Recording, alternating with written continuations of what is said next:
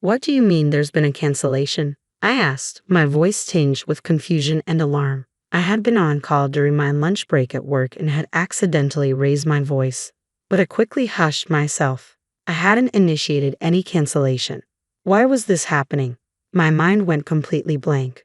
The woman from the insurance company remained unflinchingly calm, a sharp contrast to my rising panic. According to our records, we received a cancellation request from you, and the procedure has already been completed, she explained. I had signed up for a savings-type life insurance policy at the insistence of my sister-in-law, Emily. She was an insurance agent and had pressured me into choosing a plan that was more expensive than the market average because she was under tight quotas. I'm Sophia, a 40-year-old office worker living in an apartment with my husband and daughter.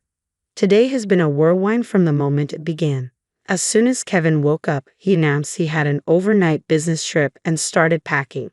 Meanwhile, my daughter, Madison, was in tears, saying, "I can't find my math textbook." Since Madison is only in the first grade, she needs a lot of help, which makes everything feel more chaotic. I wish Kevin could manage his own things without adding to the mess, asking things like, "Where's my travel bag?" or "Where are my new socks?" This year has been particularly tough with Kevin, and the thought of divorce is weighing heavily on me. Why can't you both get ready the day before? When I voiced my frustration, Madison apologized earnestly. "Sorry, Mom. I'll be more careful next time." I reassured her, saying, "It's okay. I should have checked with you yesterday. My bad." But with Kevin, it's a different story. Madison is still young. If you had prepared everything in advance, this chaos could have been avoided. Plus, you should have been thoughtful enough to buy new socks for your trip. His cutting remarks really got under my skin. I had no idea about your business trip schedule. Aren't the socks I washed and put in the drawer good enough? I prefer new socks for my trips, he said. I found his preference odd but kept my thoughts to myself. His overnight business trips are rare, maybe once every few months, that must have been scheduled well in advance, even if he hadn't mentioned it. If he needed new socks, he should either buy them himself or let me know ahead of time. Seeing Madison's tearful face as she pleaded, "Daddy, Mommy, please stop fighting," I turned to her. "Madison, I'm sorry. It's okay. Let's find your textbook together." Kevin quietly went back to packing while I began searching through the backpack with Madison. As I glanced over at him, I noticed he was packing casual clothes that seemed more suited for a weekend than a business trip. This raised a red flag for me. Could this be another affair? My suspicions were heightened. Given his past, he had cheated twice before, the first time right before Madison was born. At that point, I had seriously considered divorce, but Kevin had tearfully apologized and sought intervention from his parents. My mother-in-law begged me, "Please don't divorce my son," while my sister-in-law added, "Please don't abandon my brother." Their pleas made me reconsider my decision. Last year, Kevin cheated again, this time with a girl he met on a dating site, just like before. Kevin is the type to speak his mind bluntly, and his actions are transparently obvious, even if he thinks he's being discreet. His attempts at secrecy are almost laughable from my perspective. When he was caught, he cried and apologized once more.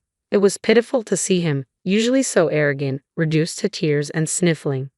I told him, if there's any more trouble, we're definitely getting a divorce. I had him sign the divorce papers, transfer all our savings into my account, and reluctantly forgave him. But my feelings for him had completely vanished. His selfishness, including his lack of involvement with Madison, is unbearable. I'm considering holding off on the divorce until she's a bit older. In the end, the math textbook was easily found in the backpack, and Madison left cheerfully. I, however, was exhausted from the morning's chaos. With no time to make lunch, I headed to a nearby shop during my break. There, I spotted an ad for the insurance company and remembered that my policy was due to pay out a bonus around this time. Given the high premiums I pay every month, I rely on these small rewards to keep me motivated. I started thinking about what I could buy with the bonus, maybe some new autumn clothes for Madison. Feeling a bit more upbeat, I stopped at the bank to check my statement.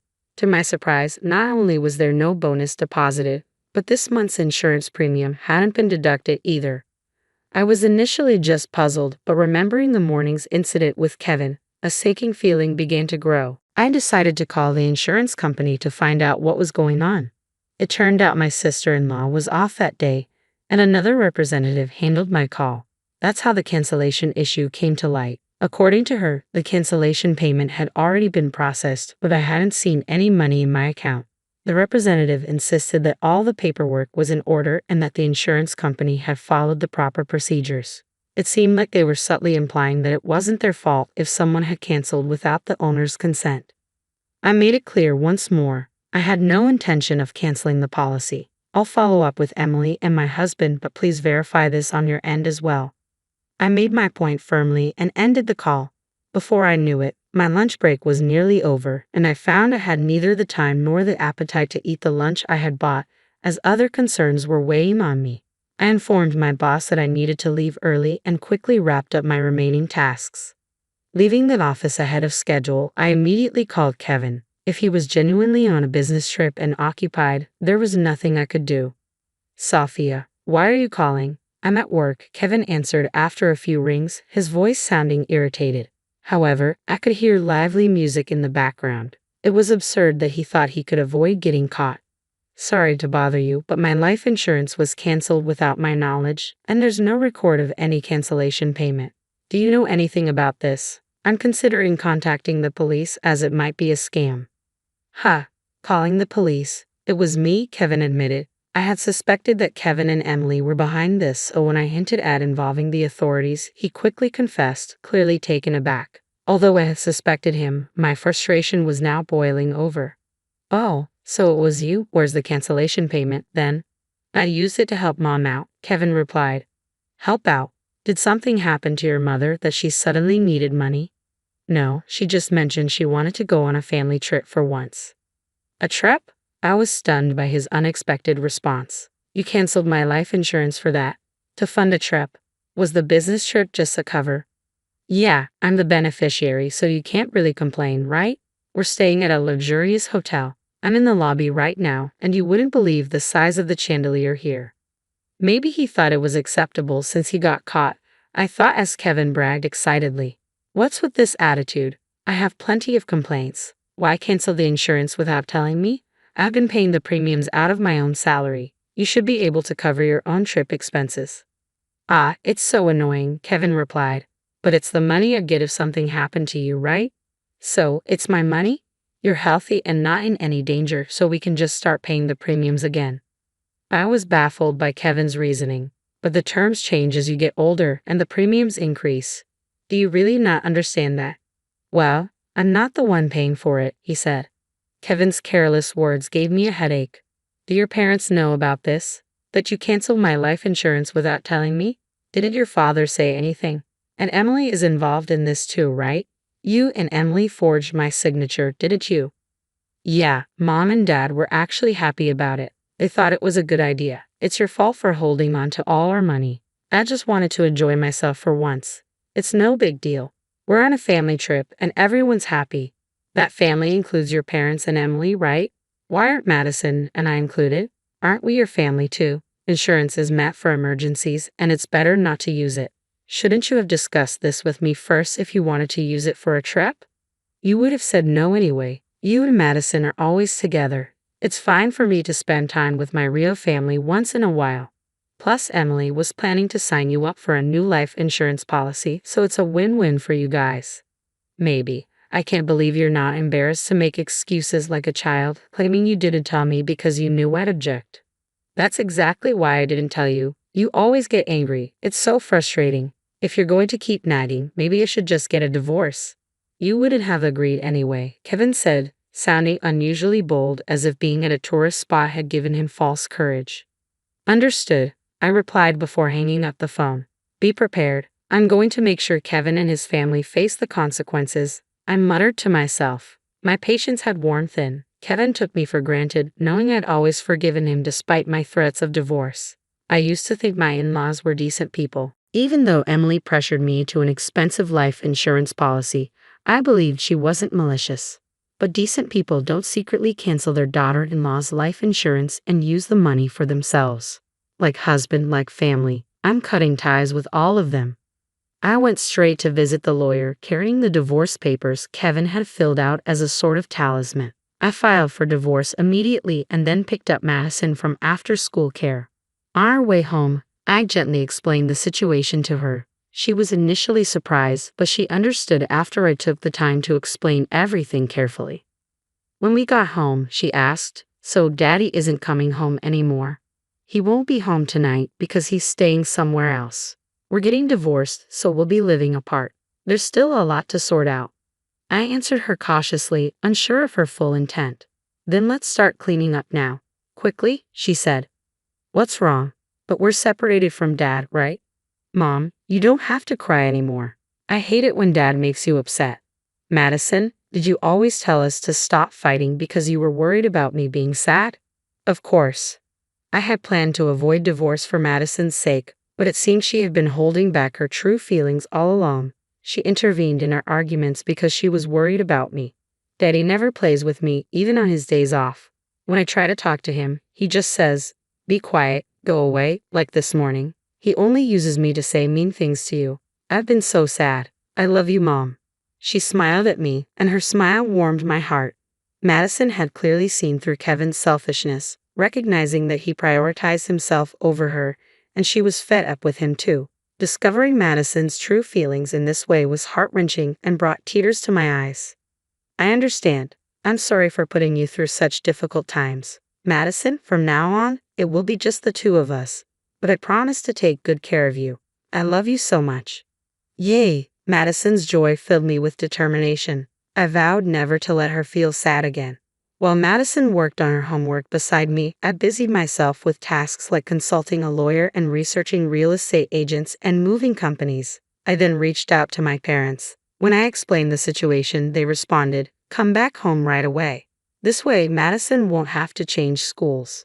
My father also offered to borrow a truck from a friend to help us move our things in the morning. I notified the landlord, the school, and the families in Madison's commuting group that we would be relocating to my parents' house and briefly explained the situation. I planned to handle the school's detailed paperwork later and called my workplace to request a day off for tomorrow. I wanted to complete most of the tasks before Kevin returned.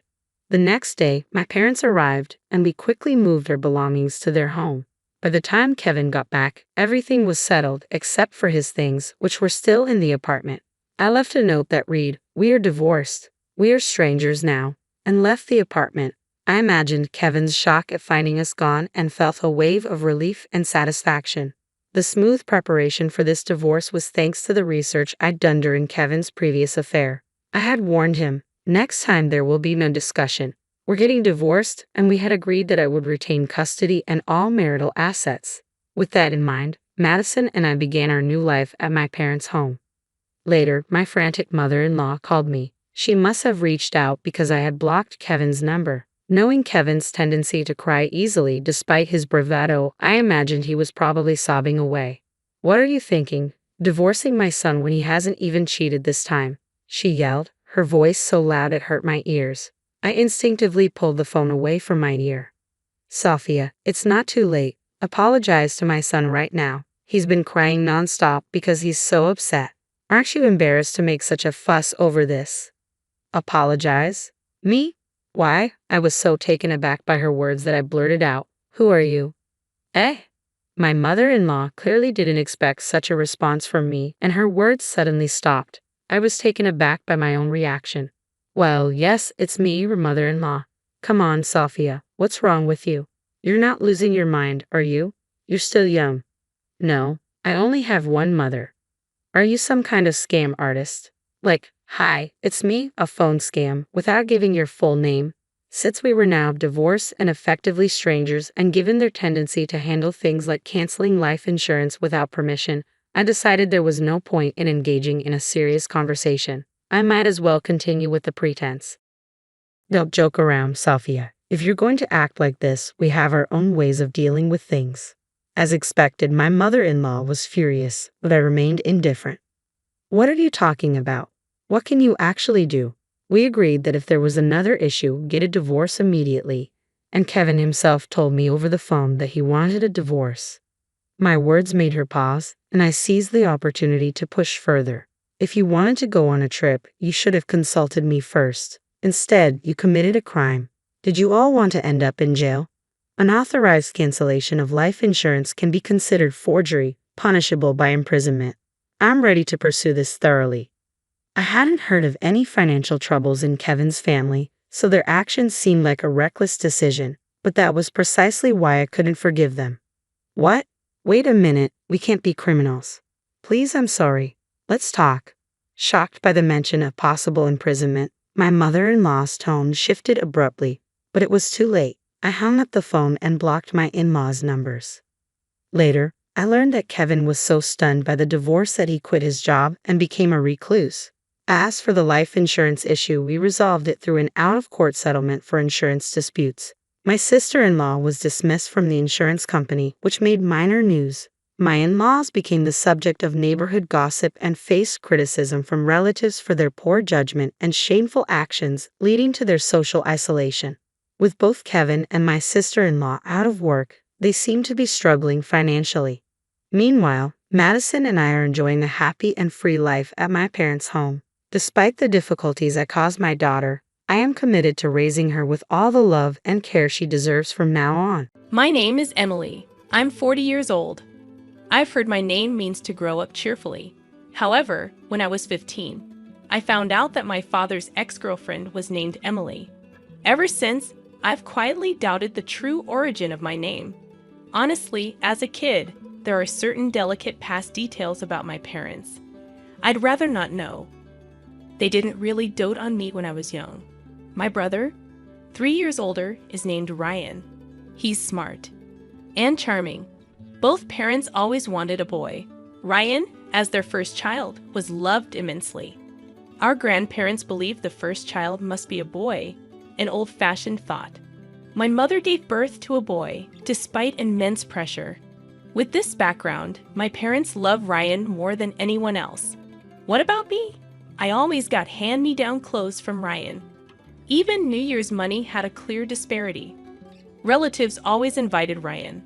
Instead of being told to be patient because you're elder, I was told to support the boys. A puzzling way to instill laddie-like behavior. I believe I was raised with a lot of discrimination. It felt like I was always many steps behind. My redeeming feature has always been my carefree nature. My parents said, "You never think about anything." If I thought too much, I might have become dark and resentful towards Ryan. Ryan is Ryan, and I am me. Our family is a bit strange, but that's okay. I decided to accept our family and didn't care about my parents' attitude. No matter the difference in treatment, I am thankful to my parents for raising me. Ren, as we were kids, is still my sibling. Deep down, I couldn't truly hate them. However, that sentiment wavered after a particular incident when I was in my late 20s. My father retired. Both he and my mother, a homemaker, lived on their pension. Shortly after, my mother had a fall, leading to paralysis in her legs. She had to be cared for. With my father retired, I thought he'd be around to help, but I was mistaken. "Hey Emily, I can't do anything on my own, so come back home." The first thing my father said after a long time was outrageous. "What? That's impossible. If I return, I can't commute to my job." Instead of saying, "You can't do anything. At least try to learn or practice." How dare you talk to your father like that? Just quit your job and come home. Don't you care about your mother? It's not as simple as quitting and returning. My father has always been domineering. He had my mother take care of everything for years. Now that my mother has fallen ill, he's become a helpless man. It seems he's plotting to make me return and take my mother's place. My brother works closer to home. Ask him instead. Why does he only try to use me now? Even though he never cared much for me before. I finally moved out and have been living freely. I never thought I'd give in to him, but for some reason, he started calling my workplace.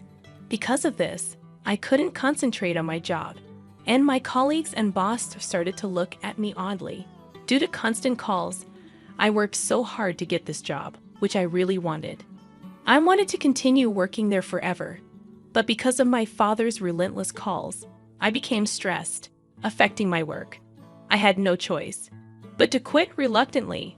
I decided to return home, only to find it in a terrible state. My father, now without a job, seemed to have nothing to do.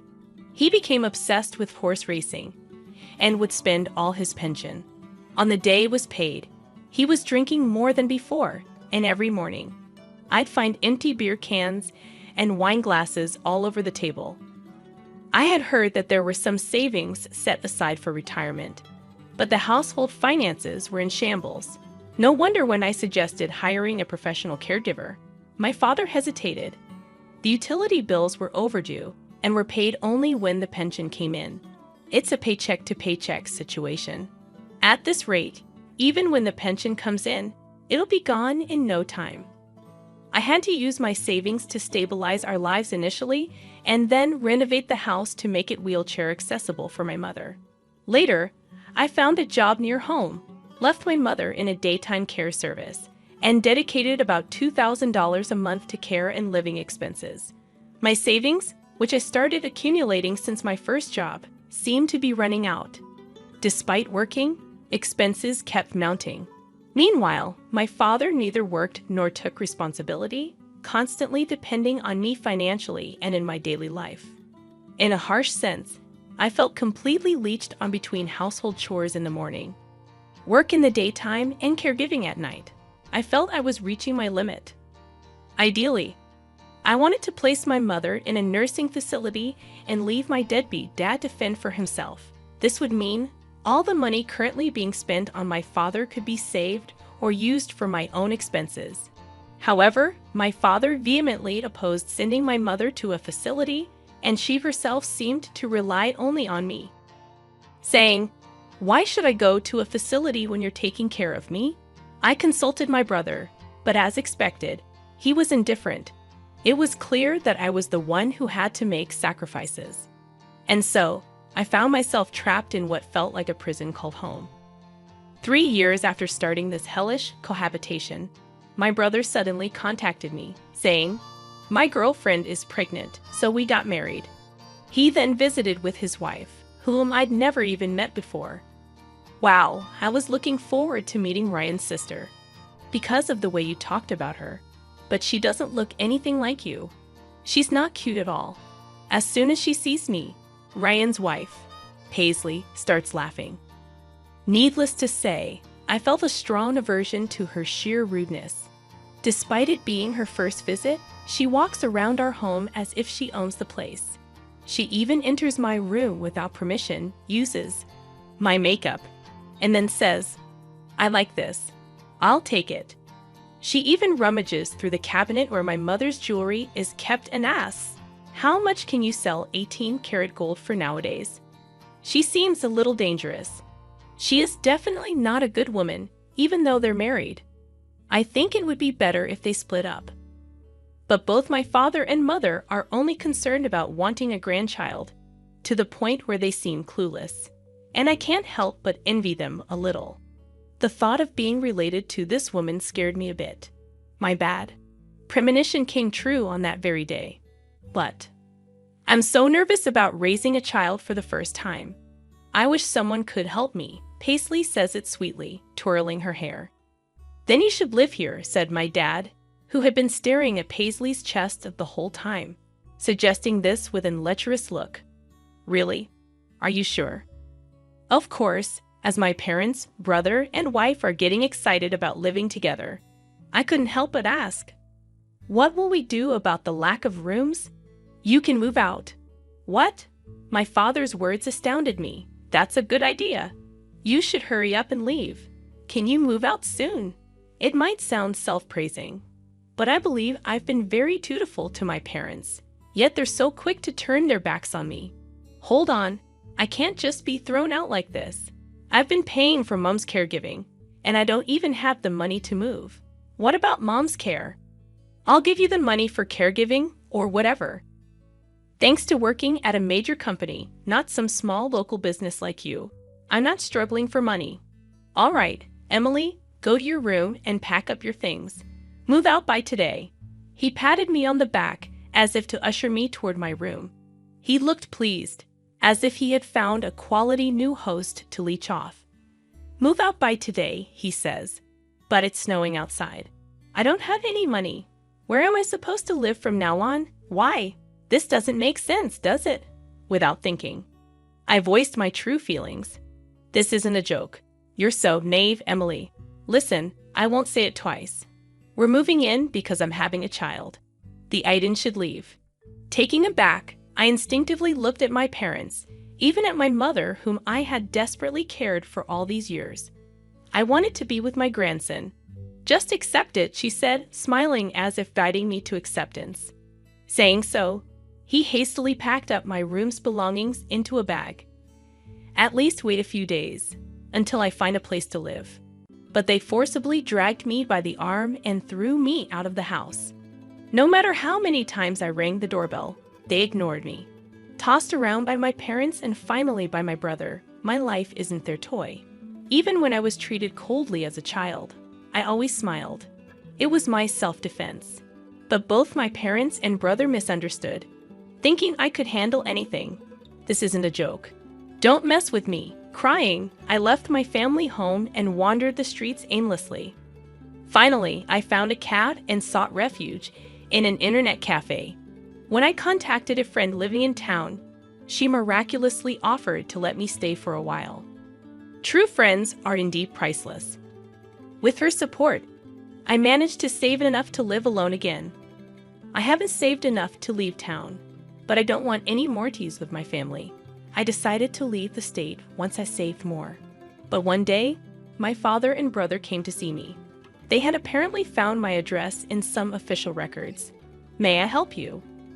I intentionally used formal language as if they were strangers. In response, both of them kneeled down in front of me. I'm sorry, he pleaded in a tearful voice. Please help us.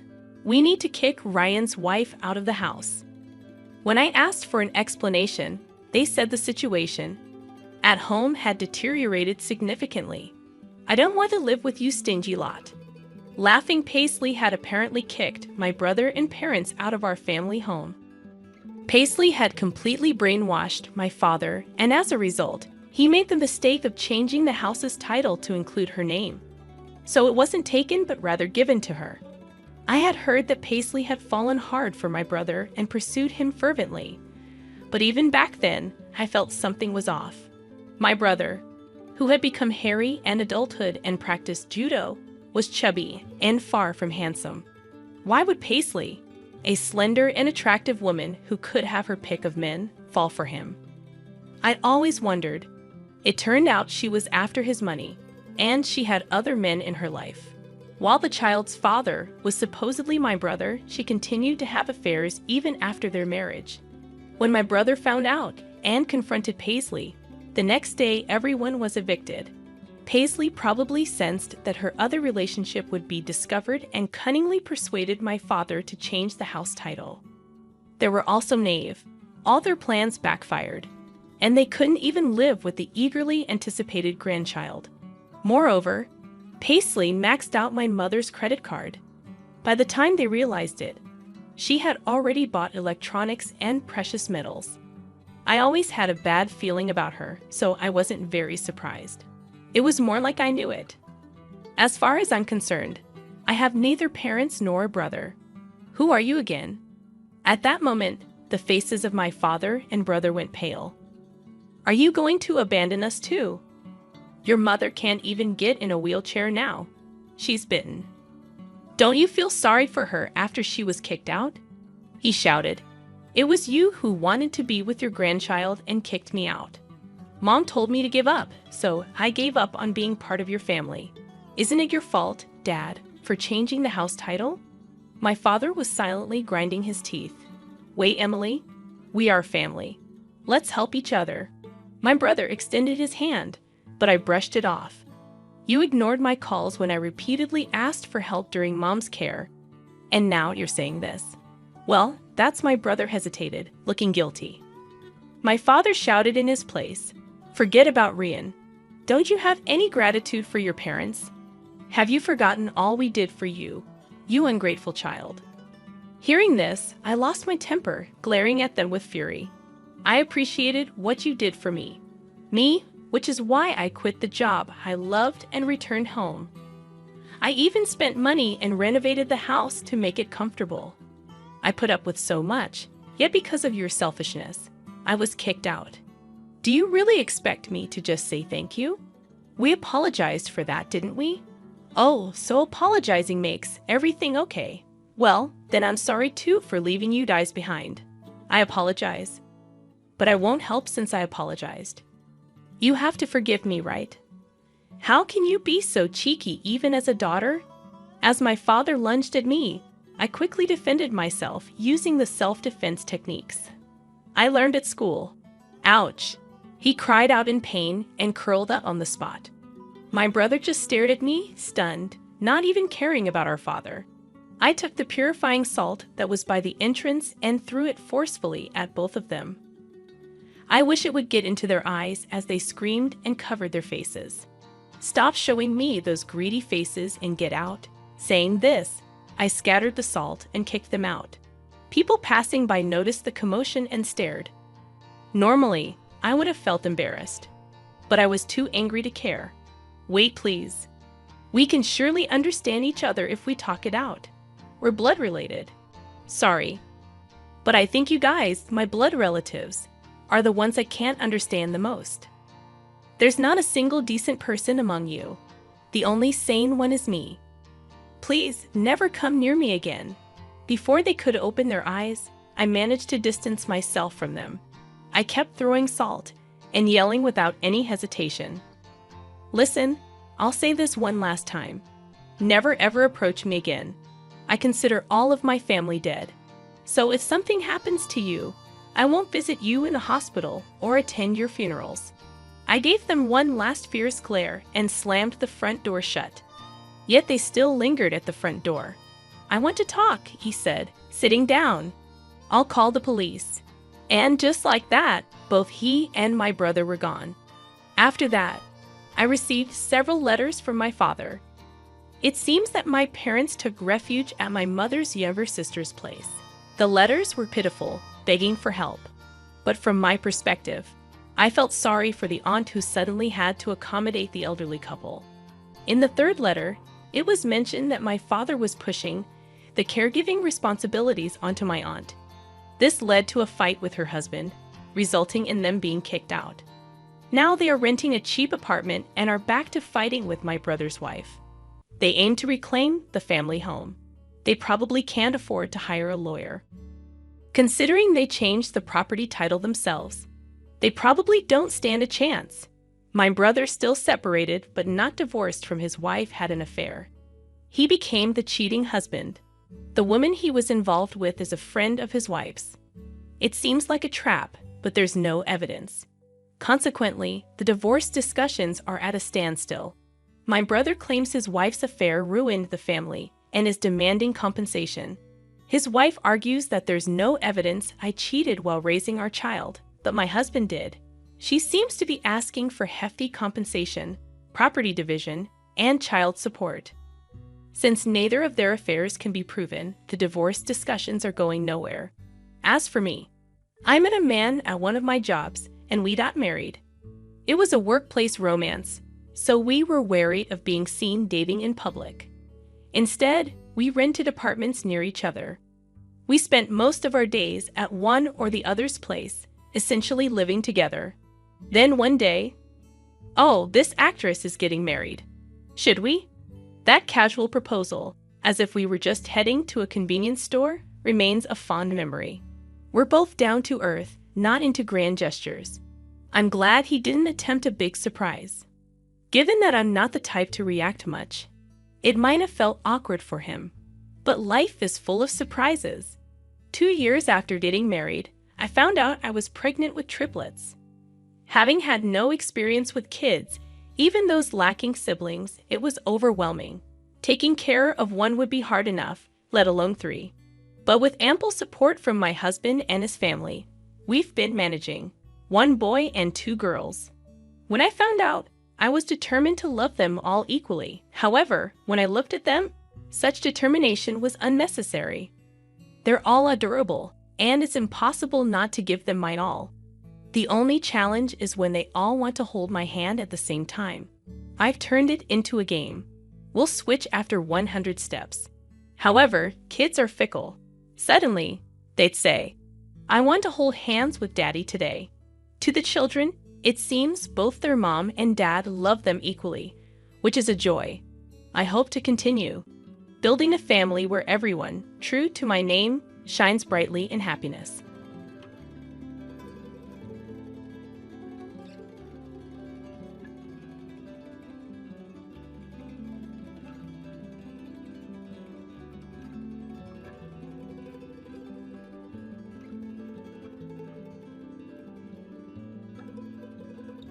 Emily sneered at me after I announced my resignation, and I responded by maintaining a silent, steady gaze. Our conversation had revolved around the company's decision to cut labor costs, with particular disdain aimed at those supposedly exploiting overtime pay. Tom, too, seemed to relish the notion of trimming expenses. A week later, my phone incessantly rang with calls from the company. Upon answering, the president inquired sharply, "Who exactly are you?" I couldn't help but scoff mockingly at the president's question. In response, I introduced myself as Lily Johnson, a 59-year-old employee with 37 years of dedicated service since my college graduation. I explained our company's role in providing administrative services, particularly catering to busy company presidents handling clerical work. Specializing in tax-related matters, I proudly managed 45 clients, a responsibility that had grown overwhelming despite the assistance of a part-timer. Despite the challenges, I couldn't show any sign of weakness. Our clients were long-standing relationships, and their adversities fueled my determination. Today, as I sat in front of my computer, the relentless harassment from Tom and Emily weighed heavily on my mind. Tom, 7 years my junior and now the head of the tax department, had drastically changed his demeanor 3 months ago upon promotion. His once polite tone was replaced with condescension and complaints, making every interaction a struggle. Even when I countered, he remained unfazed, instructing me to consult a manual for guidance and warning against unnecessary actions. Emily, Tom's assistant, joined in the harassment, criticizing my efficiency and mocking my rank and file status. Despite being the first to decline a promotion to department head, a fact unknown to Tom and Emily, I committed to completing my regular duties. Their harassment persisted, with Tom accusing me of increasing overtime, branding it a waste. Emily echoed his sentiment, sighing as she claimed my constant overtime was dragging down the entire tax department's performance. The recent cause of my overtime was Tom unexpectedly leaving a month's worth of client files on my desk to be filed by the end of the month after work. My face drained of color as I glanced at the files before me. "Wait, these all have deadlines this month, right?" I uttered in confusion. However, before I could grasp the gravity of the situation, Tom was already packing up his desk, completely uninterested in addressing my concerns. "I'm heading out. Take care with that," he casually remarked as he swiftly left the office, leaving me with a pile of urgent tasks. Emily followed suit, adding insult to injury with a mocking laugh. The incredulity of the situation weighed on me, and I sighed heavily as I opened the client files scattered on my desk. To my dismay, some of the files were originally Emily's responsibility. The realization deepened my sigh. I understood why Tom had been subjecting me to relentless harassment. They wanted me to retire quickly. My extensive experience and deeper knowledge in taxation made me a preferred resource for other members of the tax department over Tom. Tom's unapproachable demeanor and unattractive appearance made everyone, except Emily, avoid him. It seemed Emily's proximity to him was strategic, driven by Tom's preference for younger female employees. The shallow nature of their thinking sent a chill down my spine. Emily's harassment was not just a personal vendetta. She aimed to curry favor with Tom, the one evaluating the tax department's performance.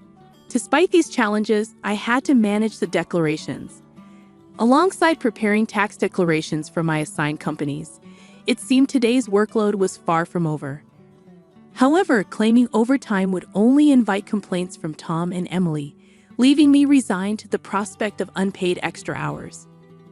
Then, unexpectedly, I received a summons to the president's office. Our company had recently undergone a change in leadership due to the former president's sudden illness. The new president, the former president's son, wasn't fully acquainted with our company, As I entered the office, I noticed Tom and Emily with unpleasant smirks on their faces. In a tense atmosphere, the president dropped a bombshell. "Lily, we'll need you to resign by the end of this month." My mind spun as I asked for clarification. Tom and Emily had apparently accused me of overbilling for overtime, citing that while others had around 15 hours, I had exceeded 80 hours. The president, oblivious to the true circumstances, seemed impressed with Tom and Emily's zero overtime. The reality of the situation hit me. The inflated overtime was a result of doing Tom and Emily's work. However, revealing Tom's instructions would risk portraying it as my own inability to manage time effectively. I presented the facts, asserting that I hadn't overbilled for overtime but struggled to finish my workload within regular hours. The president sighed deeply, expressing doubt but acknowledging the lack of evidence to pursue the matter further. Nevertheless, he insisted that they couldn't retain someone working at such a slow pace. Resigned to the situation, the president suggested my resignation, and it seemed his mind was made up. Told to leave the company I had devoted 37 years to, I felt a weariness settle in. Despite my dedication, the additional workload from Tom and Emily went unappreciated. I agreed to resign at the end of the month, acknowledging that I had already communicated my decision to the president. As I glanced at Tom and Emily, their vulgar smiles reflected satisfaction. Leaving the president's office, Emily taunted me with a sarcastic, "Thanks for quitting," her sneer cutting through. I responded with a silent stare, facing similar disdain from Tom, who shared his approval of cutting labor costs and labeled me as someone exploiting overtime pay. Observing their cheerful conversation, I pondered the handover process. Creating documents for all my clients, I ensured proper farewells and appointments with those I could meet personally. Unable to schedule a meeting with the president, I resorted to letters to inform them of my successor. A week post-resignation, enjoying a moment of relaxation at home, my mobile phone rang. Seeing the company's call, I hesitated, having already completed social insurance procedures. However, persistent calls from both the company and Tom and Emily's personal mobiles led me to answer reluctantly. As I picked up, the president urgently spoke, asking, "Who exactly are you?" I couldn't help but mockingly reply, "Just an unemployed lady who resigned from the company, nothing else." In response, the president urgently explained the chaos since my departure, 49 calls to stop transactions with the company. He pleaded for my immediate return, revealing a sense of panic in his tone. Reluctantly, I rose from my seat and made my way back to the company. Upon my arrival, I found Tom and Emily waiting, their faces notably pallid and dark circles underlining their weary eyes. Surprised by their drastic change in appearance, I inquired about what was happening. Tom glared at me and revealed, "Since you left, we've been bombarded with calls to stop transactions, not just from your clients but also from prospective companies we were planning to introduce." "What did you do?" Emily echoed the suspicion, expressing disillusionment at the thought of me resorting to underhanded tactics.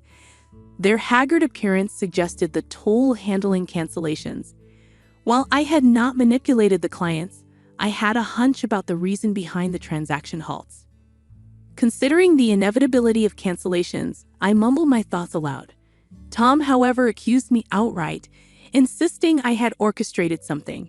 He demanded I go to the president's office immediately, forcefully escorting me there. Upon entering the president's office with Tom and Emily, the president greeted me with a direct look in his eyes.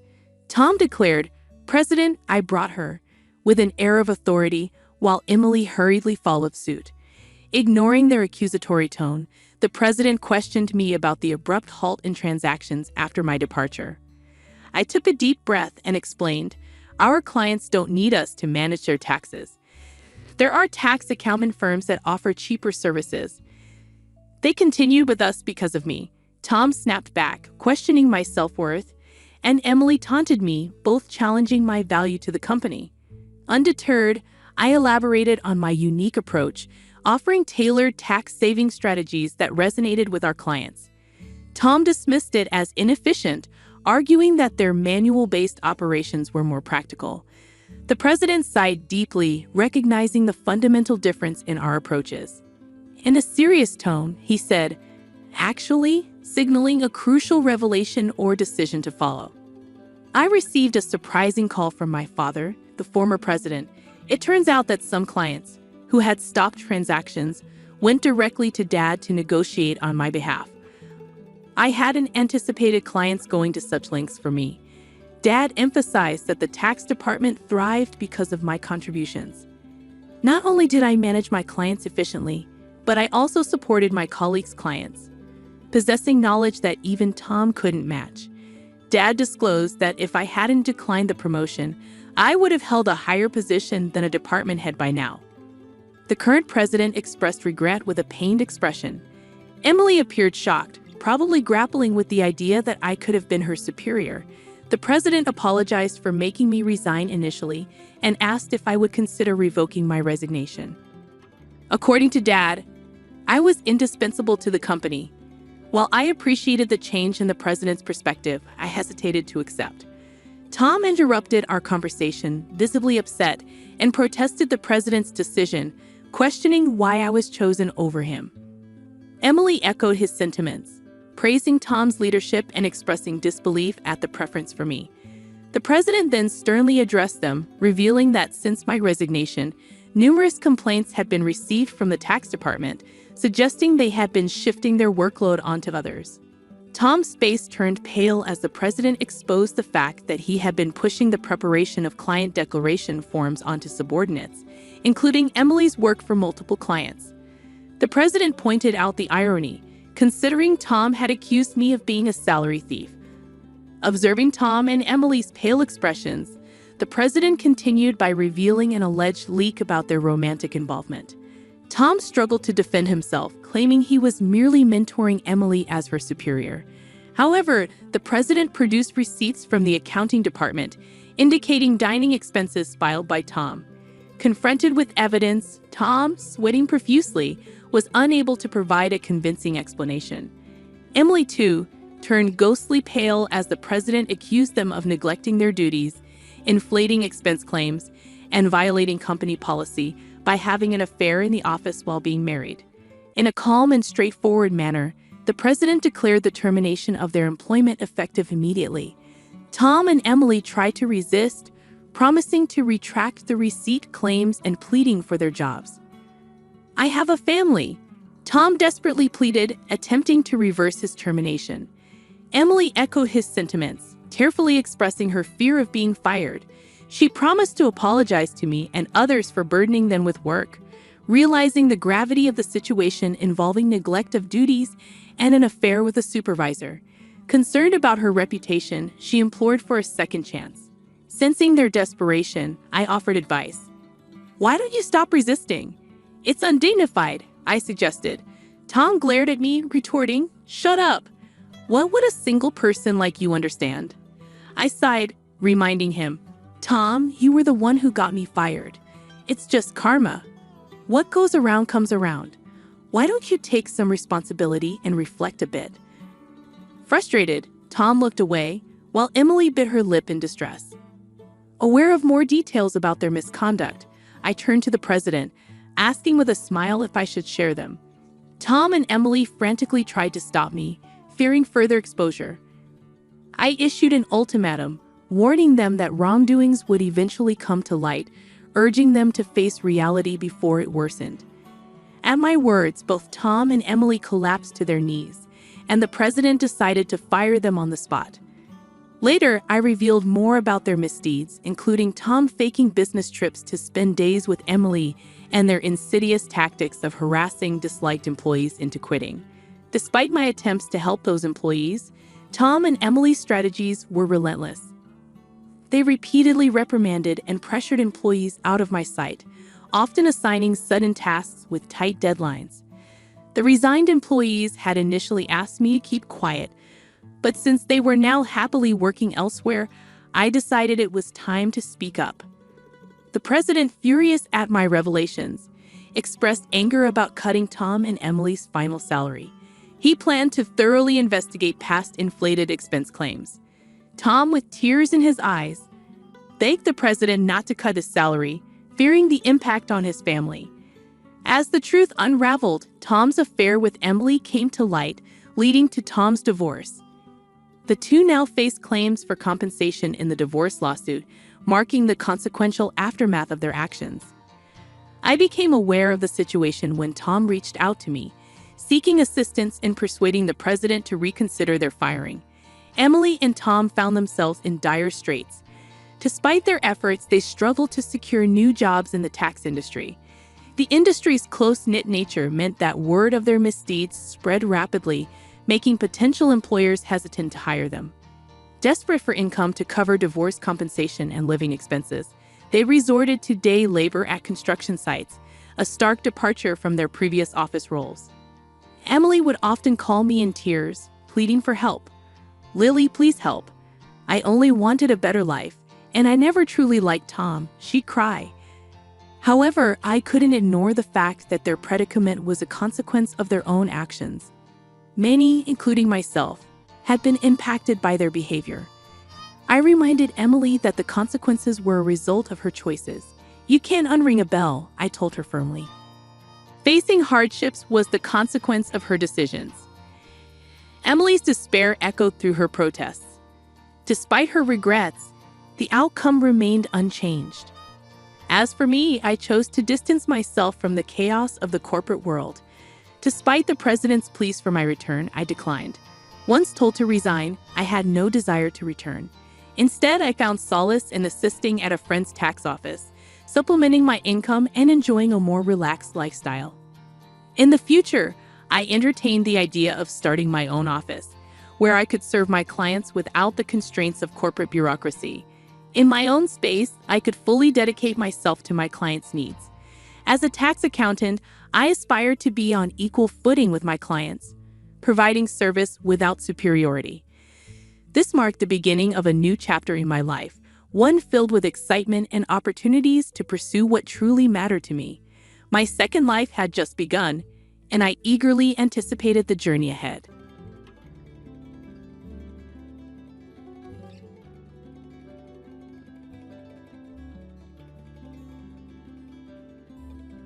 From the moment I could understand things, it was obvious. My older brother, Tommy, was the golden child, while I was just the afterthought. "Nicole, make sure you're home by 3:30 to help your brother with his lunch," Mom would say nearly every morning before school. I was 12, he was 15, and apparently making his own sandwich was out of the question for our family's prodigy. "But Mom, I want to join the art club after school," I'd plead, already knowing it was pointless. "Your brother has football practice," she'd say with that final look, as if my voice barely registered. "He needs proper nutrition, you know how important that is for him." Meanwhile, Tommy would be sprawled on the couch, tapping away on his latest iPhone, a birthday gift that made my hand-me-down flip phone feel like a relic. "Yeah, Nikki," he'd smirk, not even glancing up. "Be a good sister." Dad wasn't much different. "Nicole, this is good practice for when you're a wife," he'd tell me, as though taking care of Tommy was the pinnacle of my aspirations. A woman needs to know how to take care of her family. Day after day, I'd rush home from school, throw together whatever Tommy wanted, iron his clothes for the next day, and try to cram in my homework. While I was buried in chores, Tommy would be off at one of his countless activities: football, debate club, computer programming. Mom and Dad made sure he had every opportunity they could dream up. The only person who seemed to truly see me was Grandma Rose. Her old Victorian house across town became my sanctuary. Whenever I could, I'd bike over there, racing through the tree-lined streets until her cozy wraparound porch came into view. "There's my girl," she'd call from her garden, her silver hair glinting in the sunlight. In her house, there were no favorites, no golden children, just warmth, cookies, and love that didn't come with conditions. Her place was old and a little worn, with creaky floorboards and peeling wallpaper, but every imperfect inch felt like home, and the way Grandma treated us was what made it special. Whether it was Christmas, a birthday, or just a regular weekend, she made sure Tommy and I got the same treatment, the same thoughtful gifts, the same loving hugs. It drove Tommy absolutely crazy. One day, it all boiled over. It was Tommy's 16th birthday, and Grandma had gotten us both new tablets, identical high-quality ones. Tommy looked at his and exploded. "Are you kidding me?" he yelled, his face red with anger. "Nicole gets the exact same thing as me on my birthday." Grandma sat calmly in her armchair, hands folded. "Tommy dear, I love you both equally." "That's not fair," he was practically shouting. "Mom and Dad give me better stuff because they know I deserve it. I'm the one with the grades, the sports achievements, the future. Nicole just exists." I felt stunned, but Grandma didn't even flinch. She stood up, somehow towering over him. "Thomas Michael Parker," she said, her voice calm, sharp as a knife. "You will not speak about your sister that way in my house or anywhere else." Tommy stormed out, slamming the front door so hard that Grandma's china teacups rattled. I thought that was the end of it, but the next day, Grandma showed up at our house, unannounced. I listened from the top of the stairs as she confronted my parents. Her voice was low but firm. "The way you're raising these children is unacceptable," she said. "The favoritism needs to stop." Mom tried to argue, "We're doing what's best for both of them." Grandma's voice was cold. "Is that what you call it? Well, if you want my financial support for their upbringing, things need to change." I could hardly believe what I was hearing. Later that night, I overheard my parents talking. "We can't afford to lose her money," Mom whispered. "We need it for Tommy's college fund." "I know," Dad sighed. "We'll have to play along, give Nicole some things too, keep her happy." Within a week, everything changed. I was finally enrolled in the piano lessons I'd begged for since I was 10. A new iPhone appeared on my nightstand, and my parents even started asking about my day. But it all felt hollow. The next time I saw Grandma, she was in her garden, tending to her roses. She looked at me with a knowing smile. "You know, dear," she said, clippers in hand, "I get detailed reports of how every penny of my support is spent. Your parents seem to be making much better choices lately, don't you think?" It was a strange, bittersweet feeling, realizing that my parents' affection came with strings attached. They ask about my day, attend my school events, and buy me things, but I knew their hearts weren't in it. Their eyes still lit up in a different way when Tommy walked into the room. Eventually, I learned to accept it. At least now, I didn't have to spend every afternoon as Tommy's personal maid. When Tommy graduated high school and got into a university 3 hours away, it was like he'd won the Nobel Prize. Mom and Dad threw a huge party, inviting everyone they knew. Grandma Rose sat in the corner, watching with that knowing look in her eyes. For the first few months, family dinners were filled with tales of Tommy's college life, his professors, his bright future. Then one day, Dad came home waving an official-looking letter, his face purple with rage. Tommy was on academic probation, at risk of expulsion. All those study sessions he'd been boasting about had really been parties. Grandma Rose showed up the next day, angrier than I'd ever seen her. "If you don't get that boy in line," she told my parents, her voice like steel, "don't expect me to pay for another college when he gets himself kicked out." The threat of losing Grandma's support sent my parents into a panic. They drove to the university that weekend. Whatever they said must have shaken Tommy, because when he called home the next week, he sounded different, subdued.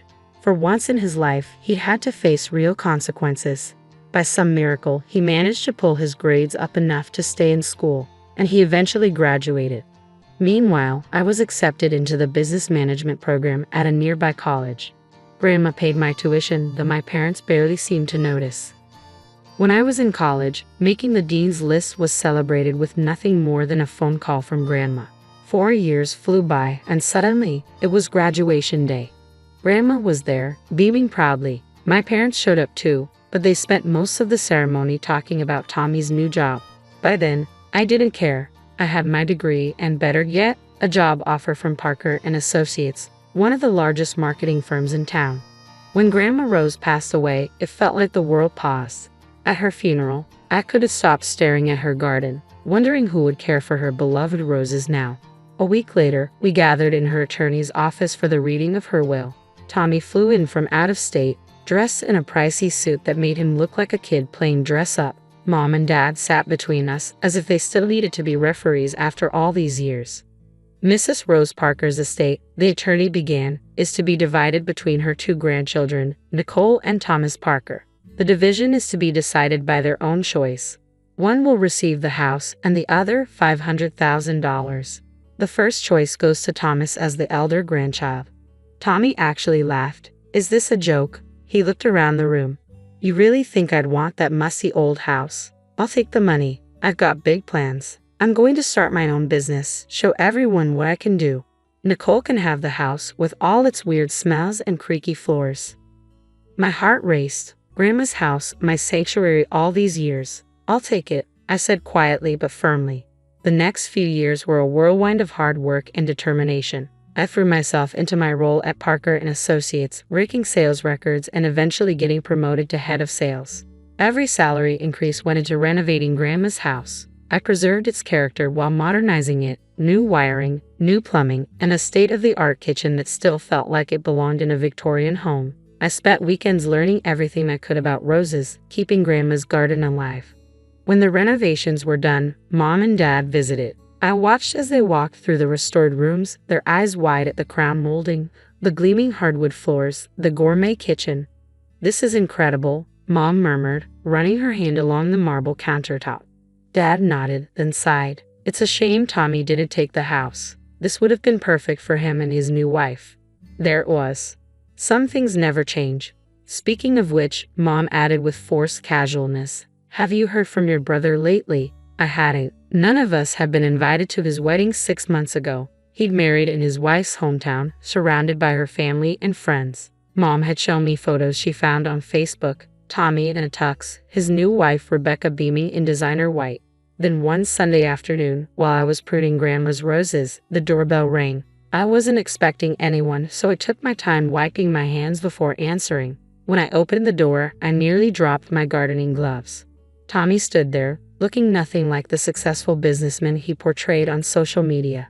Beside him was Rebecca, eyeing my home as if conducting an inspection. Tommy gave me a strained smile. "Can we talk privately for a minute, Nikki?" We stepped into Grandma's old study, now my home office. Tommy closed the door, his face desperate. "I need your help, sis," he whispered. "The business, it's falling apart. We're about to lose everything. We had to give up our apartment." He ran a hand through his hair. "Could we stay here for a while? Just until things turn around?" I stared at him, stunned. Tommy had never asked me for anything, unless you counted all those years of entitled demands. But for the first time, I saw my brother, not my parents' golden child. "Okay," I heard myself say, "but only temporarily." The next morning, the doorbell rang again. This time it was Mom and Dad, practically bursting with excitement. We came as soon as Tommy told us. Mom rushed past me to hug Rebecca. "Oh, sweetheart, we're so happy to finally meet you in person." For the next 2 hours, I might as well have been invisible. I served coffee at Mom's request and listened as Rebecca charmed my parents with tales of her family connections and Tommy's brilliant business ventures.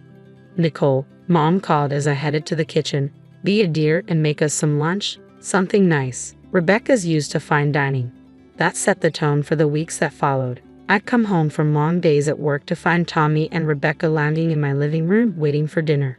One evening, as I walked through the door, Rebecca glanced up from her phone. "Aren't you going to start cooking?" she asked, barely looking at me. "We're starving." I had just worked a 12-hour day. I dropped my briefcase and replied, "Why don't you cook something?" Rebecca's head snapped up, her eyes narrowing. "Excuse me, you should be grateful we let you stay here at all. The least you could do is cook decent meals."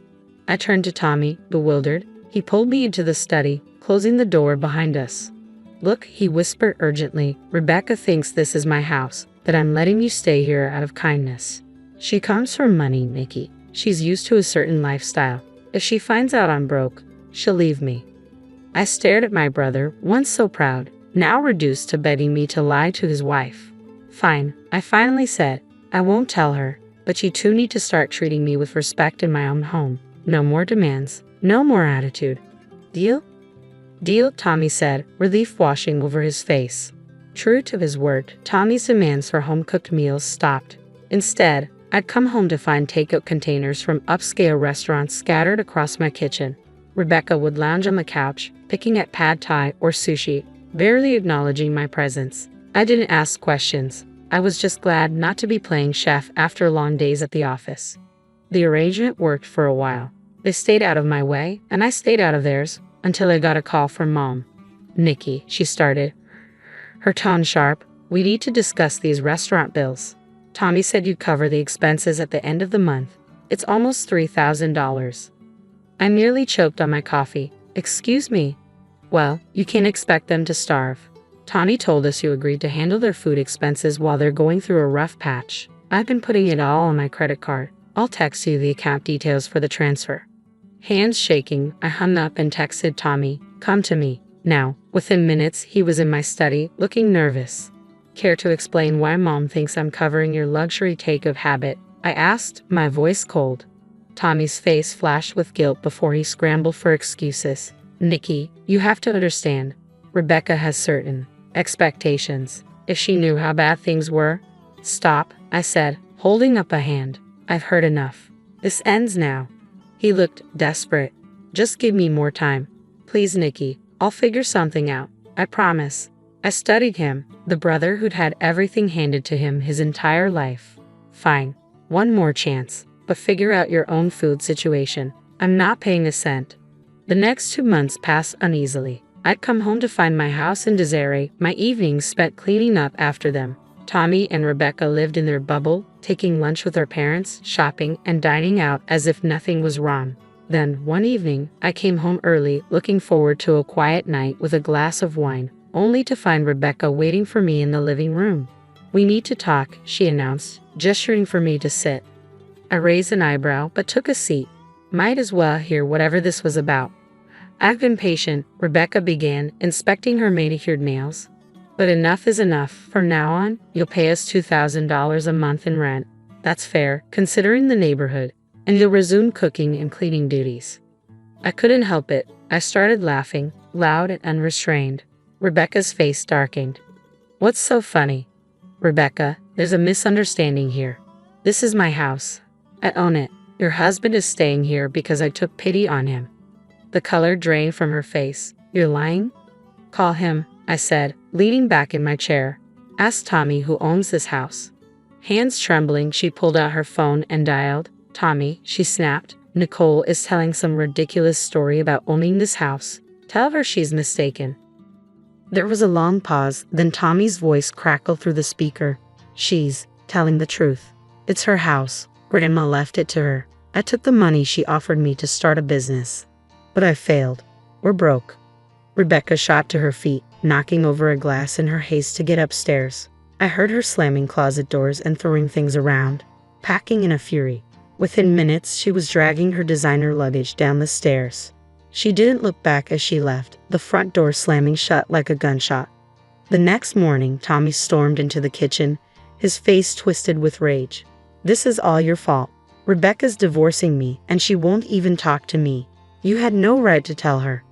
I set down my coffee cup, calm and resolute. "No right? This is my house, Tommy, the one you laughed at me for choosing, the one you lied about to your wife while mooching off our parents. And you're telling me I had no right? You've always been jealous of me, haven't you?" he sneered, just waiting for a chance to get back at me. "Get out," I said, my voice quiet but firm. "Take your things and go." He glared at me, then stumped upstairs, throwing things around in the guest room. When he finally left, he didn't say goodbye. I had exactly 1 hour of peace before my phone rang. Mom's name flashed on the screen. "How could you do this to your brother?" she demanded, her voice shrill. "He's devastated. He's back with us, crying his eyes out." "That's not my problem." "Of course it's your problem," Dad's voice chimed in. "You need to give Tommy the house. It's the only way to save his marriage. Rebecca might come back if they have a proper home." I laughed. "You're serious? You want me to give away my house because Tommy lied to his wife and ruined his business?" "Help your brother," Mom merely shrieked. "Family helps family." I felt years of resentment bubbling up. Where was that family spirit when I was cooking and cleaning for Tommy? When you ignored my achievements to praise him? Grandma's the only one who ever treated me like family, and she left this house to me. Conversation over. 2 months later, I heard through colleagues that Tommy's company had officially declared bankruptcy, and his divorce was finalized soon after. He was living with our parents, who still called it regrouping, their favorite euphemism for Tommy's failures. One Sunday, all 3 of them showed up at my door. I watched through the security camera as they rang the bell again and again, Mom calling out, "Nicole, we need to talk as a family." I picked up my phone and sent a single text to all 3. "Please leave. Do not come back or I'll call the police." They eventually left, but not before Mom left a casserole on my porch with a note about forgiveness and family obligations. I donated it to the homeless shelter down the street. These days, my life is peaceful. I tend to grandma's roses, which are blooming beautifully. My career is thriving. I made executive VP last month. I feel good, and it's all thanks to grandma.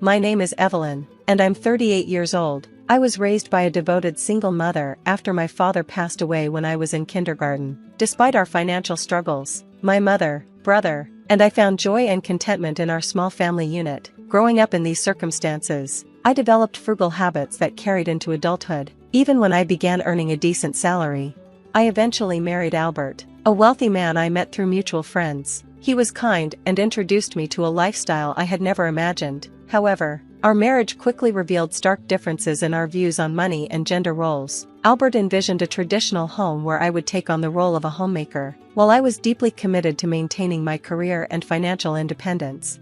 Before we married, Albert had hinted at his preference for me to adopt traditional domestic roles. I made it clear, however, that I wanted to continue working, at least until we decided to start a family. He reluctantly agreed, and we proceeded with our wedding. But after the marriage, the reality of juggling a full-time job and household responsibilities became overwhelming. While I worked tirelessly both at the office and at home, Albert settled comfortably into the role of a traditional husband. He contributed nothing to the household chores, coming home each evening to relax while I managed everything. This imbalance began to strain our relationship, and I found myself questioning if this was all our union had to offer.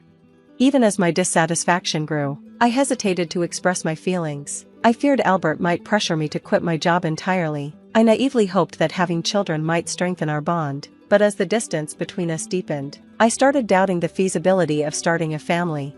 One evening, I finally broached the topic with Albert, suggesting that we consider having children. At 32, I was acutely aware of the ticking biological clock, but Albert's response was dismissive and cutting. "Kids? You're already so tired from work. How would you manage raising children?" His words stung, marking the beginning of a downward spiral in our marriage.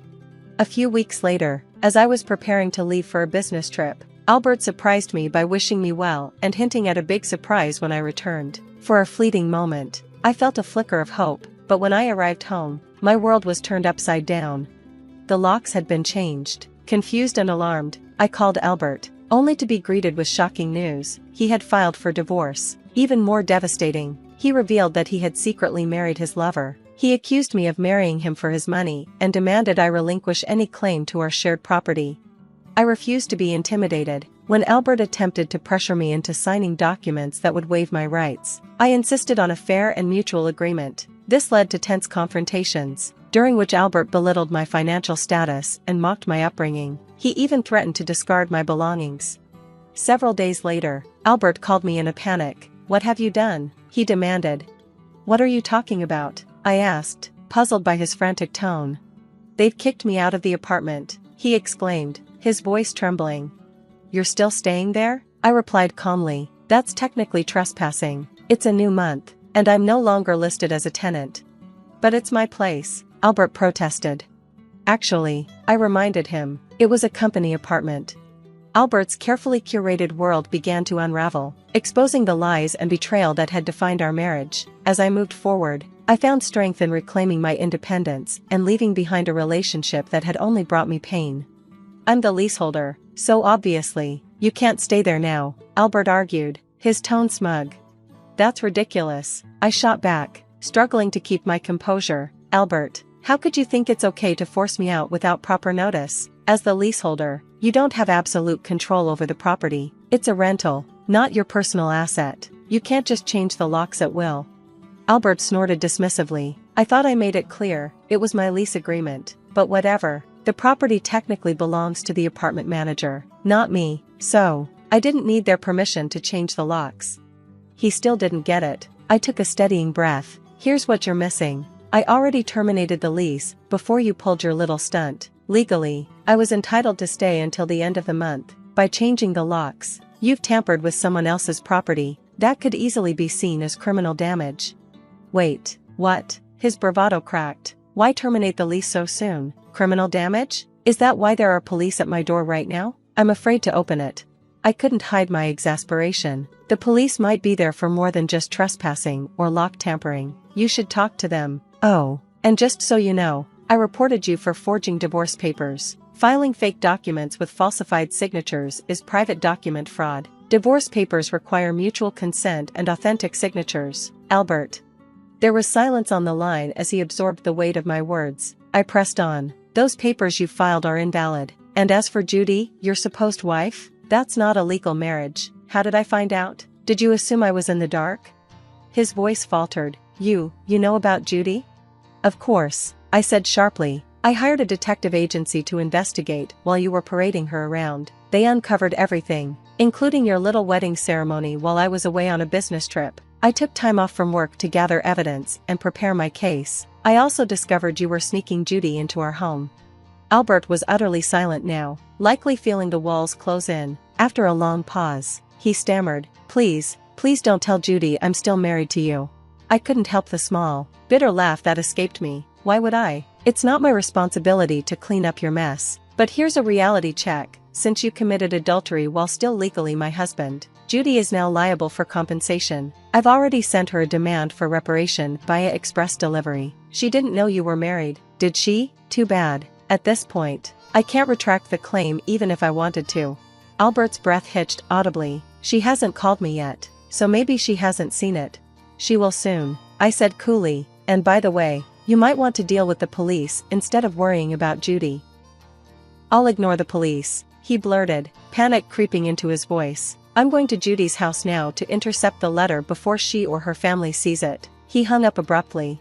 I smiled grimly, knowing his efforts would be futile. The letter was sent as registered mail and addressed solely to Judy. Even if he intercepted the postman, he wouldn't be able to claim it. Several hours later, Albert called again, sounding utterly defeated. He recounted his failed attempt. I was there when the postman arrived. Judy answered the door and signed for the letter before I could stop her. She opened it right in front of me. And? I asked, feigning casual disinterest. She read it, he mumbled, his voice hollow. She threw me out of her house. Good luck, Albert, I said curtly before hanging up. I'll take that envelope, Albert demanded from the postman. And who are you? You don't live here, do you? The postman asked, his tone skeptical. I practically live here. I'm married to Judy, so I have the right to receive her mail, Albert replied, his voice laced with desperation. That's not how it works, the postman said flatly. This is registered mail, and it's addressed to Judy. I can only hand it to her. Just give it to me, Albert insisted, his frustration growing. If you're that eager, you can ask Judy for permission, the postman said firmly, unmoved by Albert's demands. At that moment, Judy stepped outside, her face puzzled by the commotion. What's going on here? She asked, her eyes darting between Albert and the postman. Albert, why are you making all this noise? This envelope is for you, Judy, the postman explained, handing her the registered letter. Sorry for the disturbance, but this man insisted on taking it. Judy took the envelope, clearly baffled. A demand for reparation? She read aloud, her confusion deepening. Albert, what's this about? You were married? Albert paled and fumbled for an excuse. It's nothing serious, just my ex-wife being spiteful. She's a little unpredictable, he said, forcing a weak smile. I didn't want to bring it up because it's embarrassing, but I was divorced a long time ago. Judy crossed her arms, unconvinced. If that's true, why is she demanding reparation? If you were divorced before we met, this shouldn't even be an issue. Albert hesitated. She's probably just upset that I moved on and got remarried, he muttered, trying to dismiss the matter. But his excuses fell apart when Judy found my contact details in the envelope and decided to call me directly. Our conversation left no room for doubt. I explained everything, Albert's affair, the invalid divorce papers, and even the elaborate wedding ceremony they had held while he was still legally married to me. I also informed her that the marriage registration hadn't been submitted yet. Albert had apparently planned to file it on April Fool's Day, though he hesitated because he wasn't sure the divorce had been finalized. Judy was stunned by the revelation. Albert, realizing the situation was spiraling out of control, hastily left her house. A few hours later, he called me, sounding desperate. He begged to meet at a nearby cafe to discuss the matter further. When I arrived, Albert immediately launched into a plea. Evelyn, please withdraw the reparation claim. Let's just pretend we've been separated for a long time and are officially divorced. I'll apologize to Judy and tell her I kept it a secret because I was embarrassed. Maybe I can fix this. I stared at him, unimpressed. Do you think I'm still desperate to stay married to you? I was already planning to file for divorce, but since you cheated, you'll pay reparation, I said firmly. You're just trying to extort money from me. Typical, Albert snapped, his frustration boiling over. What do you even want? To ruin my life? I leaned back, maintaining my composure. You don't seem to understand your position. If I say no, you can't marry Judy, your bigamous status will be exposed, and that will cause you even more problems. So, yes, you'll pay reparation, and we'll finalize the divorce. Albert sighed, defeated. Fine, I'll pay. Let's get this over with, he grumbled. Just sign the divorce papers and let me go. And about the property division? I asked, raising an eyebrow. Or are you planning to fight me on that too? Reparation should be enough, he snapped. We already agreed to waive property division, so let's make it official and be done with it. Good, at least you're not being completely unreasonable, I said with a faint smile. We went to a public notary, where we formalized the terms of our divorce, including the reparation and property division. After completing the paperwork, we headed to City Hall to submit the final documents, officially ending our marriage. As we left City Hall, I glanced at Albert one last time. Well, that's it. No more property disputes, no more entanglements. I hope you've learned something from all this, I said, my voice calm but firm. Albert didn't respond, he simply walked away, his shoulders slumped in defeat. I watched him go, feeling a sense of closure and relief.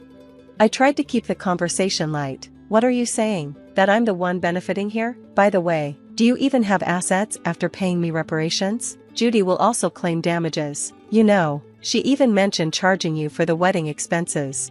Albert retorted dismissively. That's impossible. I'm marrying Judy. She can't claim damages. We're divorced now, so there should be no problem. He was still entangled in his fantasy, refusing to face reality. Albert, you committed marriage fraud. You had a wedding while still legally married to me. Do you really think Judy still believes your story? I asked, incredulous at his denial. Marriage fraud? That's ridiculous. Judy will believe me, he insisted, though doubt was creeping into his voice. I leaned forward, revealing more. Believe that if you want, but I heard from Judy directly. Also, weren't the guests at your wedding paid actors? You still owe them, you know. Albert's expression faltered. You know about that? I haven't paid them yet. What does it matter to you? You could have just taken the property division and been better off, he snapped, frustration breaking through his tone. That's what I wanted to tell you. Even if we had divided the property, you would have benefited more, I explained calmly, ready to correct his misunderstanding. Albert scoffed. What are you talking about? Poor woman, your family is poor, and you only make $210,000 a year, right? Even if you got a raise, it'd barely hit $225,000. You don't have any property. I smiled faintly. You keep calling me poor, so I thought you might be mistaken. Yes, my salary was indeed $130,000, but you know I work for a foreign company, right? It seems you have no real interest in me. I became a director of the U.S. division. It's not $130,000 per year, but per month, $210,000 per month, making my annual income $52 million. Albert blinked, clearly confused. You're still bad with numbers. How do you manage to keep a job? It's $200,000 a year, he muttered, stumbling over his own disbelief. $210,000 per month, Albert, I repeated, letting the weight of my success settle in. Of course, I haven't had much chance to spend it, so I've been saving for the future. The savings from before our marriage aren't part of the property division, but there's still a considerable amount since our marriage. As your wife, I could have claimed half of it. Albert's bravado crumbled. I'll get the divorce papers corrected. Are you okay? After all this, do you think I'd gladly undo the divorce if you had that much money? You don't need to claim reparations, right? After all the contempt you've shown me? Absolutely not. This reparation is for the emotional distress you caused me. Honestly, I should claim more, and since it's official now, make sure you pay it, even if it's in installments, I said firmly. I'll be left with nothing, Albert mumbled. He looked utterly defeated. And don't think about going back to that apartment. Your belongings have already been moved to your parents' house. You thought you had few belongings, because I moved most of them beforehand. Were you really that indifferent to notice? I continued, driving the point home. Albert's shoulders slumped. So now I have to go back to my parents' house? They don't know anything yet. Let me explain. Don't bother. I've already told them everything. It's only right to explain why we're divorcing. Oh, and your father said, don't ever step over our threshold again, I said, cutting him off. Overwhelmed, Albert sank into his seat, and I left the cafe. Later, I heard he caused a scene at the police station. Ignoring my advice, he returned to the apartment, sitting aimlessly until the manager called the police. He was taken away, though it wasn't clear whether it was for trespassing, falsifying divorce papers, or obstructing public duties. Eventually, his parents took responsibility for him. After speaking with me and learning about Judy, they decided apologizing to her family and paying damages was the priority. They went to Judy's house, knelt before her family, and settled everything, even covering the wedding expenses. Despite this, I decided to pursue legal action against Albert for forging the divorce papers. He offered a settlement, but I didn't withdraw the lawsuit. I wanted him to understand the gravity of his actions. With everything handed over to my lawyer, the process wasn't too burdensome for me. In the end, Albert was convicted. His company fired him for being absent without leave. He ended up working at a relative's construction company, living in a basic shed-like structure without electricity, subsisting on just $6 a day for food, which his father deducted from his earnings. His parents were more stringent than I expected, determined to have him repay every debt before asking him to leave. As for me, after the divorce was finalized, I was offered a position at our company's head office overseas. Accepting the offer, I moved abroad, relieved to distance myself from Albert's potential interference. Work dominated my life at first, but a pleasant surprise awaited me. I entered a new relationship with a foreign executive at the head office. Things progressed quickly, and I am now pregnant, with plans to marry soon. I've been open with my partner about my past and my tumultuous relationship with Albert. He has been nothing but supportive. We've discussed plans for co-parenting, with him taking paternity leave while I return to work after maternity leave. His cultural perspective on sharing parenting responsibilities has been refreshing and transformative. Having endured so much turmoil with my ex-husband, I finally feel like I'm on the path to true happiness. My experience taught me that while divorce isn't always the desired outcome, enduring in silence is never a virtue. Honest discussions can lead to meaningful resolutions, and sometimes, divorce is a necessary step toward a better life.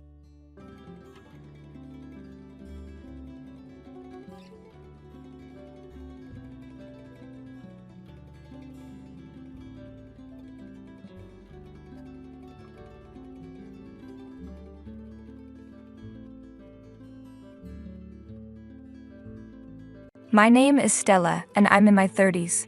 I'm a widow, and right now I'm dealing with a problem. I just realized that $100 is missing. I checked my wallet over and over, searched my bag thoroughly, but I can't find it anywhere. This morning, I withdrew $11,000 for living expenses, so I know I'm not just forgetting. I sigh and hold my head, feeling frustrated. I live with my in-laws, and we support each other after the loss of my husband. 3 years ago, I became the chief mourner when my husband passed away from cancer. He was young, and we were planning to build a happy family with children, but his death was sudden. I loved him deeply. Even in his last moments, he tried to comfort me, saying, "Leave it to me." Though he was in pain, he still smiled. After he died, life felt empty, like I was just existing. My in-laws shared this pain. They were suffering too. At the funeral, my father-in-law quietly said, "Dying before one's parents, what a shameful thing," and bit his lip to hold back tears. We've been living together since then, like animals huddling together for warmth. My relationship with my in-laws is good. They even encouraged me to find new love, saying, "You're still young and cute. You can meet someone wonderful." I thanked them but told them that I still loved my husband. They said they'd support me even if I found someone new. My in-laws worry about me because I became a widow in my 20s. When I mentioned that I wanted to start working, they encouraged me, saying, "You don't have to overdo it. We'll manage as a family." But after losing my husband, our financial situation became unstable. We hadn't planned for him to get cancer at such a young age, and our savings, meant for building a house, quickly ran out. Now I rely on a survivor's pension and help from my in-laws, but I can't be satisfied with this situation. So I decided to start a part-time job. A few months after I started working, I noticed money was missing. At first, it was just a few $10 bills, but then it became $100 and eventually $200. Since there are only 3 people in the house, me and my in-laws, and my father-in-law is away at work during the day, I started to suspect my mother-in-law. But she's always so kind, saying things like, "I'll make dinner tonight so you can relax." I didn't want to believe she could do something like this. One day, I left my purse with $70 and set up my smartphone to record. The video clearly showed my mother-in-law taking the money without hesitation. I realized she might be stealing to support herself. She often tries to cheer me up, suggesting we go shopping or try popular desserts, but I can tell she's forcing herself to be happy, likely because she's still grieving her son. I understand her grief all too well, so I can't bring myself to blame her. I'm still in my 20s and have some energy left, so I decided to work more until my mother-in-law can find peace. That's why I started working late at night, where the pay is better. It's mid-November now, and the nights are getting colder. Soon, it will be a year since my husband passed away. I remember how he suddenly suggested, "Shall we go to the store to buy ice cream?" in the middle of the night. We walked down the quiet street holding hands. His hand was large, thick, and very warm. Even though he had become quite thin before he passed away, the warmth of his hand never changed. Now I put my cold hands in my pockets and hurry to the store. The store where I work at night is usually quiet but still busy, even though only 2 people work there. As I was checking expiration dates on products, I sensed someone approaching. "Ah, the register, sorry." I turned around quickly, and to my surprise, my father-in-law was standing there, dressed in a suit despite the late hour. "You've been working part-time?" he asked. He had assumed my frequent nighttime outings were because I had a new lover, but that wasn't the case. It seems he misunderstood, thinking I was keeping a new relationship secret. He had dressed up and followed me, intending to meet the person he thought was making me happy and ask them, "Please make Stella happy." When I replied, "I still love him," my father-in-law murmured with a voice full of both joy and sadness, "I see." Then he asked what I expected. "Why are you working at night? Aren't you making enough money? You work during the day too." When I hesitated, he pressed further with more questions. I had kept my late-night job a secret from both of my in-laws because I didn't want to explain the situation with my mother-in-law. I had been sneaking out quietly while they slept, but I was surprised he had found out. Realizing I couldn't keep it hidden any longer, I pulled out my smartphone and showed him the video. I confessed everything, when the thefts started, how often they happened, and how much money had been stolen. I also mentioned that it might be due to the loneliness of losing their son. My father-in-law listened silently and then said with difficulty, "I've caused trouble." I replied, "It's okay, we're all suffering." He then said, with tears running down his cheeks, "We were blessed with such a wonderful daughter-in-law, and to almost lose her so quickly is truly, truly foolish." I couldn't hold back my own tears, even though I was at work. "Father, the coffee here is really good. Would you like to try some? I'm about to take a break. Would you join me?" I invited him. "Yes, that would be nice," he replied, turning away to wipe his eyes with his sleeve.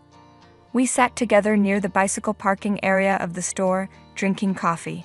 The sky was clear, and the night was beautiful, with the full moon lighting up the darkness. "Don't you think the winter night sky is the most beautiful?" I asked. "Exactly," he said. "That's why we should go camping during the winter break, to a place where the stars are beautiful." It was a plan my husband would have made. "All right, I'll look up some places," I said. I replied that it was a plan we both would have liked, but I was sure my husband was enjoying the most beautiful starry sky from the best seat in heaven. With that thought, I looked up at the sky. Suddenly, my father-in-law gasped in surprise. I followed his gaze and saw my mother-in-law walking happily with a man I didn't know. They were walking arm in arm. "Quiet, let's go back to the store right away," I said, feeling nervous. It was clear we saw something we shouldn't have. My heart started pounding, not just a little, but a lot. The way they were together made it seem like there was something inappropriate going on. My father-in-law seemed to sense it too. His face looked serious. They weren't just arm in arm. They looked like they were about to kiss, walking very close together. He sighed and said, "It seems you weren't the only one going out late at night." My wife couldn't sleep either, thinking of our son, and she was also going out at night. I thought she couldn't escape the sadness, so I let her be. He paused, trying to find the right words. But maybe it's a misunderstanding. Maybe she just ran into someone she knew while walking. I felt disappointed in my weak attempt to make it sound okay, but my father-in-law smiled and thanked me anyway. The air between us felt even more uncomfortable, and the cheerful music playing in the store made it worse. My father-in-law suddenly muttered, "I see, that's what it is." He nodded like he understood something, but I was still confused. I looked at him, full of questions. He said, "Stella, let's keep what happened tonight between us and not tell my wife. I'll handle this. And if my wife takes your money again, please let me know secretly." "Yes, I understand," I replied. "Don't worry about anything, Stella," he said firmly, gently patting my head. A few weeks later, on a Sunday after lunch, he said, "There's something I need to discuss. Stella, please join us as a witness." My mother-in-law asked, "What's wrong? Why the serious face?" My father-in-law waited for us to sit down, then took several papers out of a brown envelope and spread them on the table. My mother-in-law quickly grabbed one of the sheets. It was a large photo of her and a man entering the hotel. My father-in-law had hired a detective to find out what my mother-in-law was doing. "Are you still seeing him?" he asked. My mother-in-law just stared back at him angrily without answering. Curiosity got the best of me, so I asked, "What do you mean by still?" My father-in-law was silent for a while before he quietly started telling the story. "Actually, this was before our son was born," he began. "Right after marrying my father-in-law, my mother-in-law gave in to temptation from outside the marriage. The man we saw at the store was the same one involved back then. My mother-in-law and that man were high school classmates, and they reconnected at a reunion. They had been close in high school and admitted to each other that they had feelings for each other back then. Although my mother-in-law was already married, he was single and attractive. According to my father-in-law, she thought it was the perfect chance to leave her marriage since they didn't have children yet. However, the problem was that the man didn't have a promising future. He was good-looking and dreamed of becoming a famous actor, even starting his own theater group. But there were hardly any members, and most of the performances were just him alone. Torn between reality and dreams, my mother-in-law chose the stable life my father-in-law could offer over the uncertain dreams of her former classmate, giving up the idea of running away with him.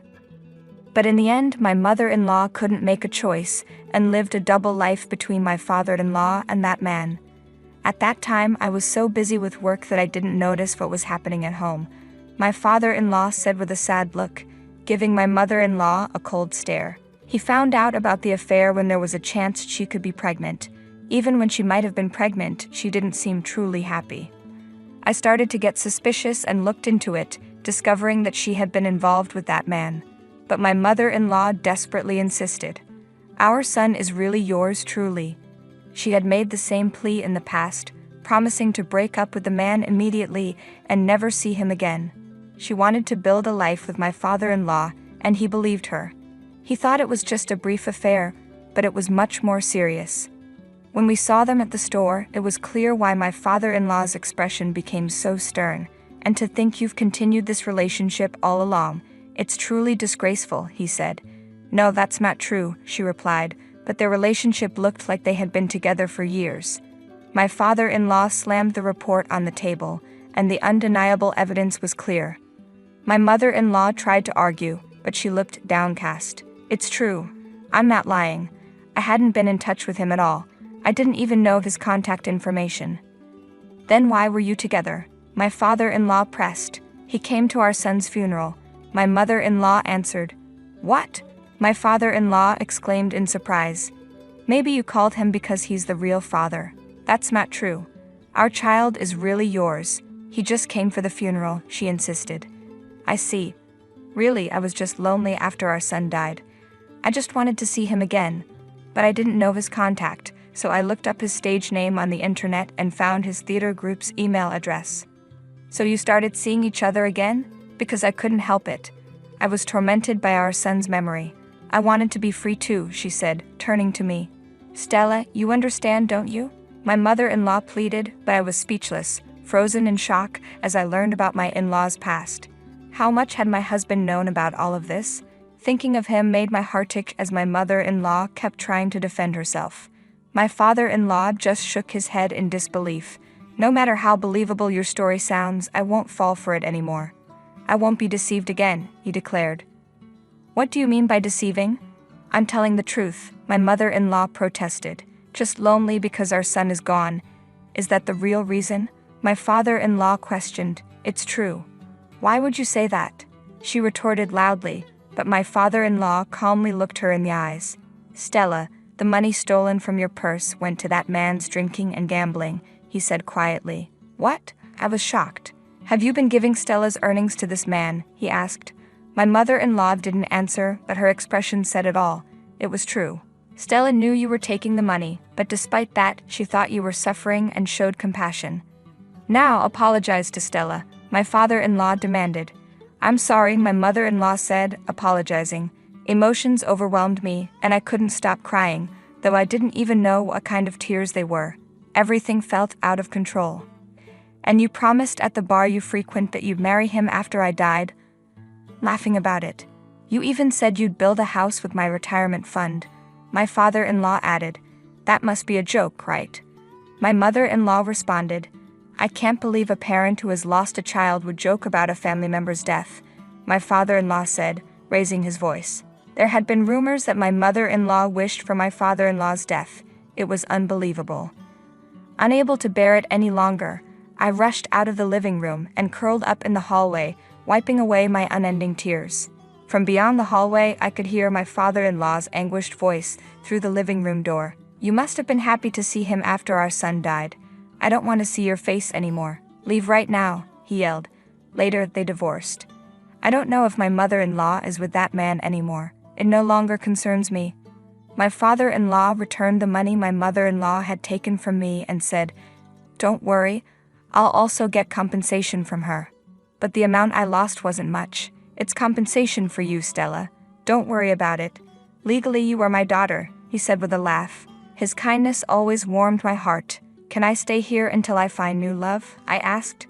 Of course, my father-in-law responded with a big smile. I wondered what my husband would think about this decision, and the question suddenly crossed my mind. Hey Stella, can I ask you one thing? Don't you ever think there's no blood relation between me and my son?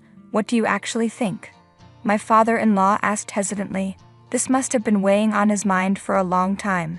His face was tense with anxiety. He had raised his son alone, unable to confide in anyone. I looked him straight in the eye and answered lightly, Oh, was that what you were worried about?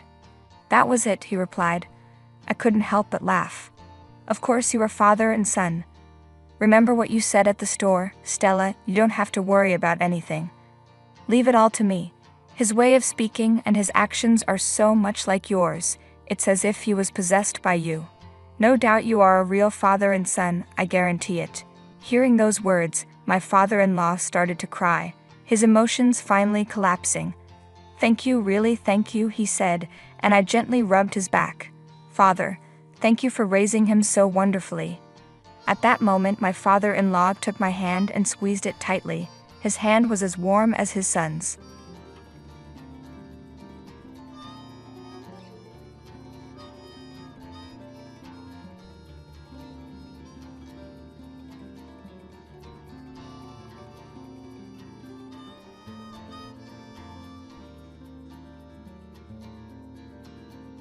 What are you doing here, Grandma? When I got to my son's house, I was shocked by what I saw.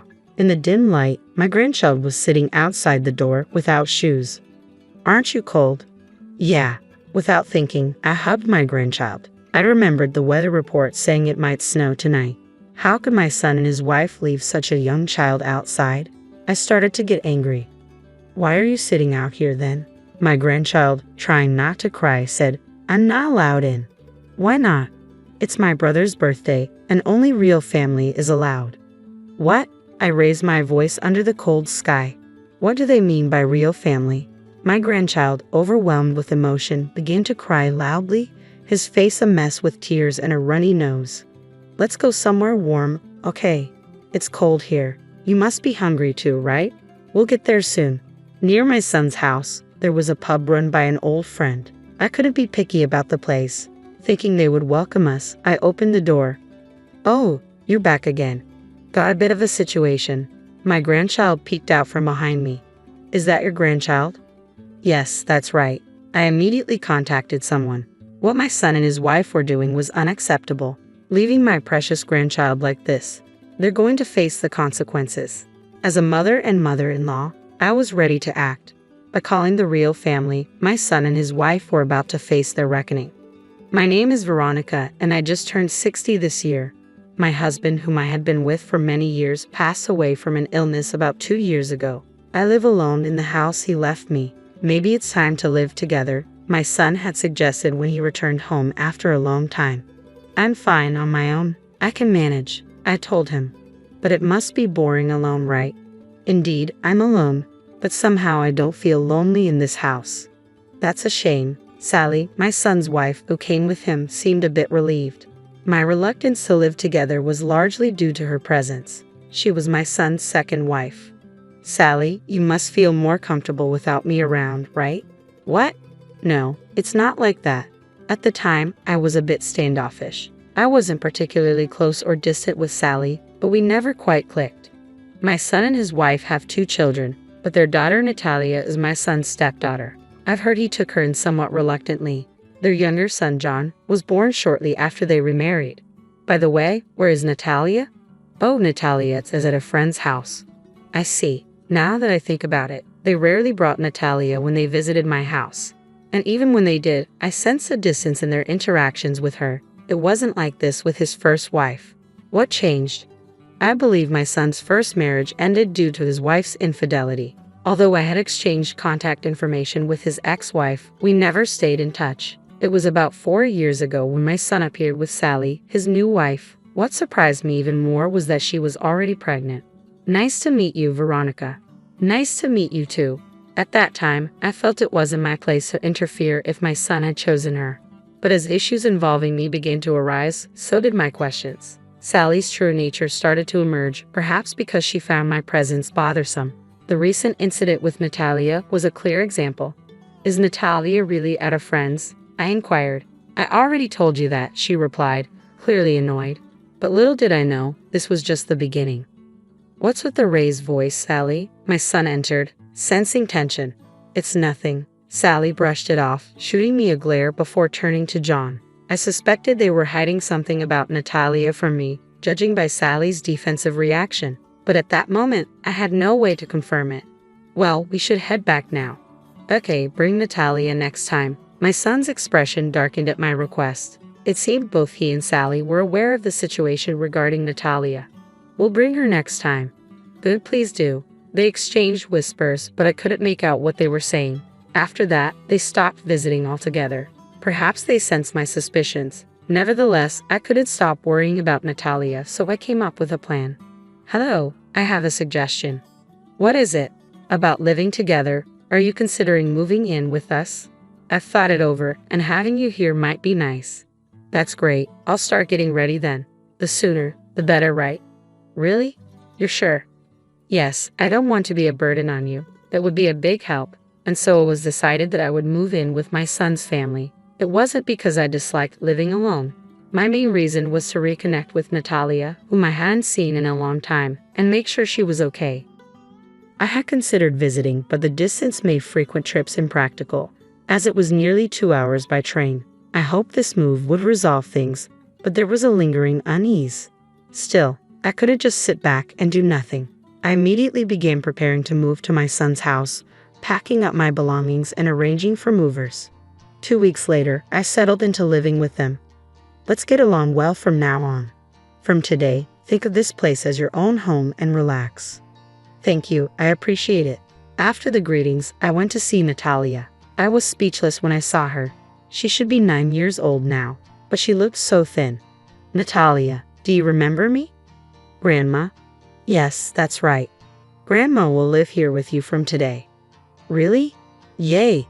Her smile, though fragile, was filled with effort.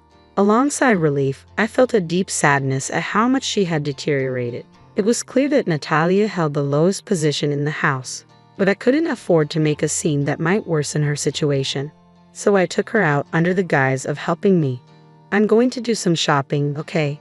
Oh, are you taking Natalia too? Yes, she's going to help me out a bit. All right, Sally appeared displeased, likely wanting to keep Natalia away from me. Whenever we went out, I made sure to treat Natalia to her favorite foods and take her to different places.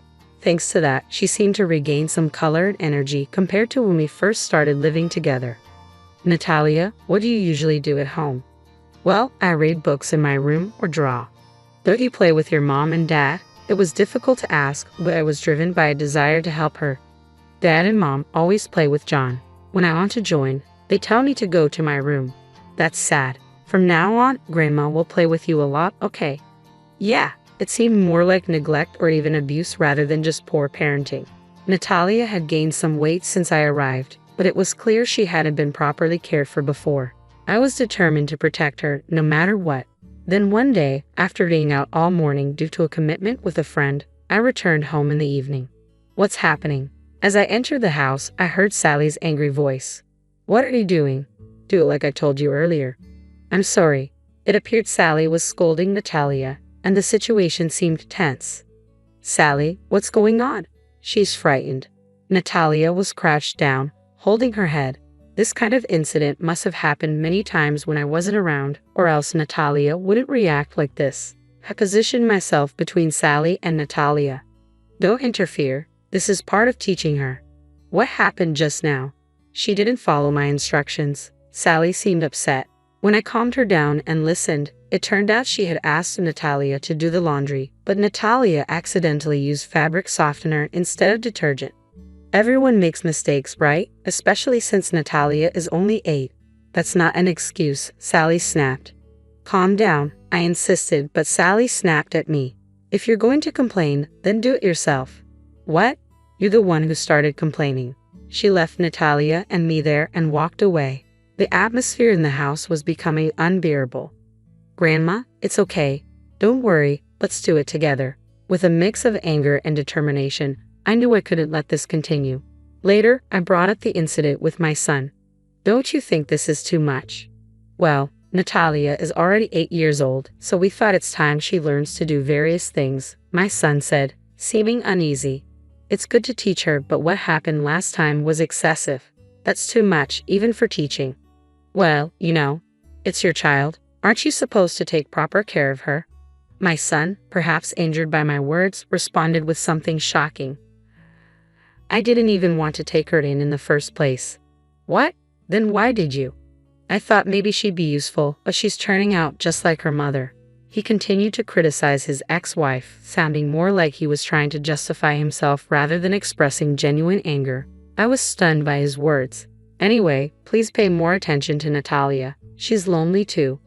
I know, he said, but despite his words, my son and his wife continued to make Natalia do chores like cleaning, laundry, and even going shopping alone.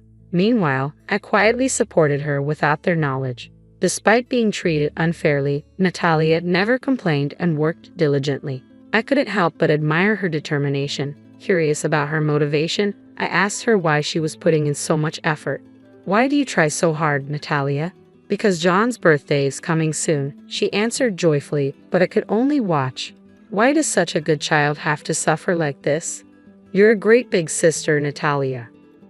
Yeah, I'm John's big sister.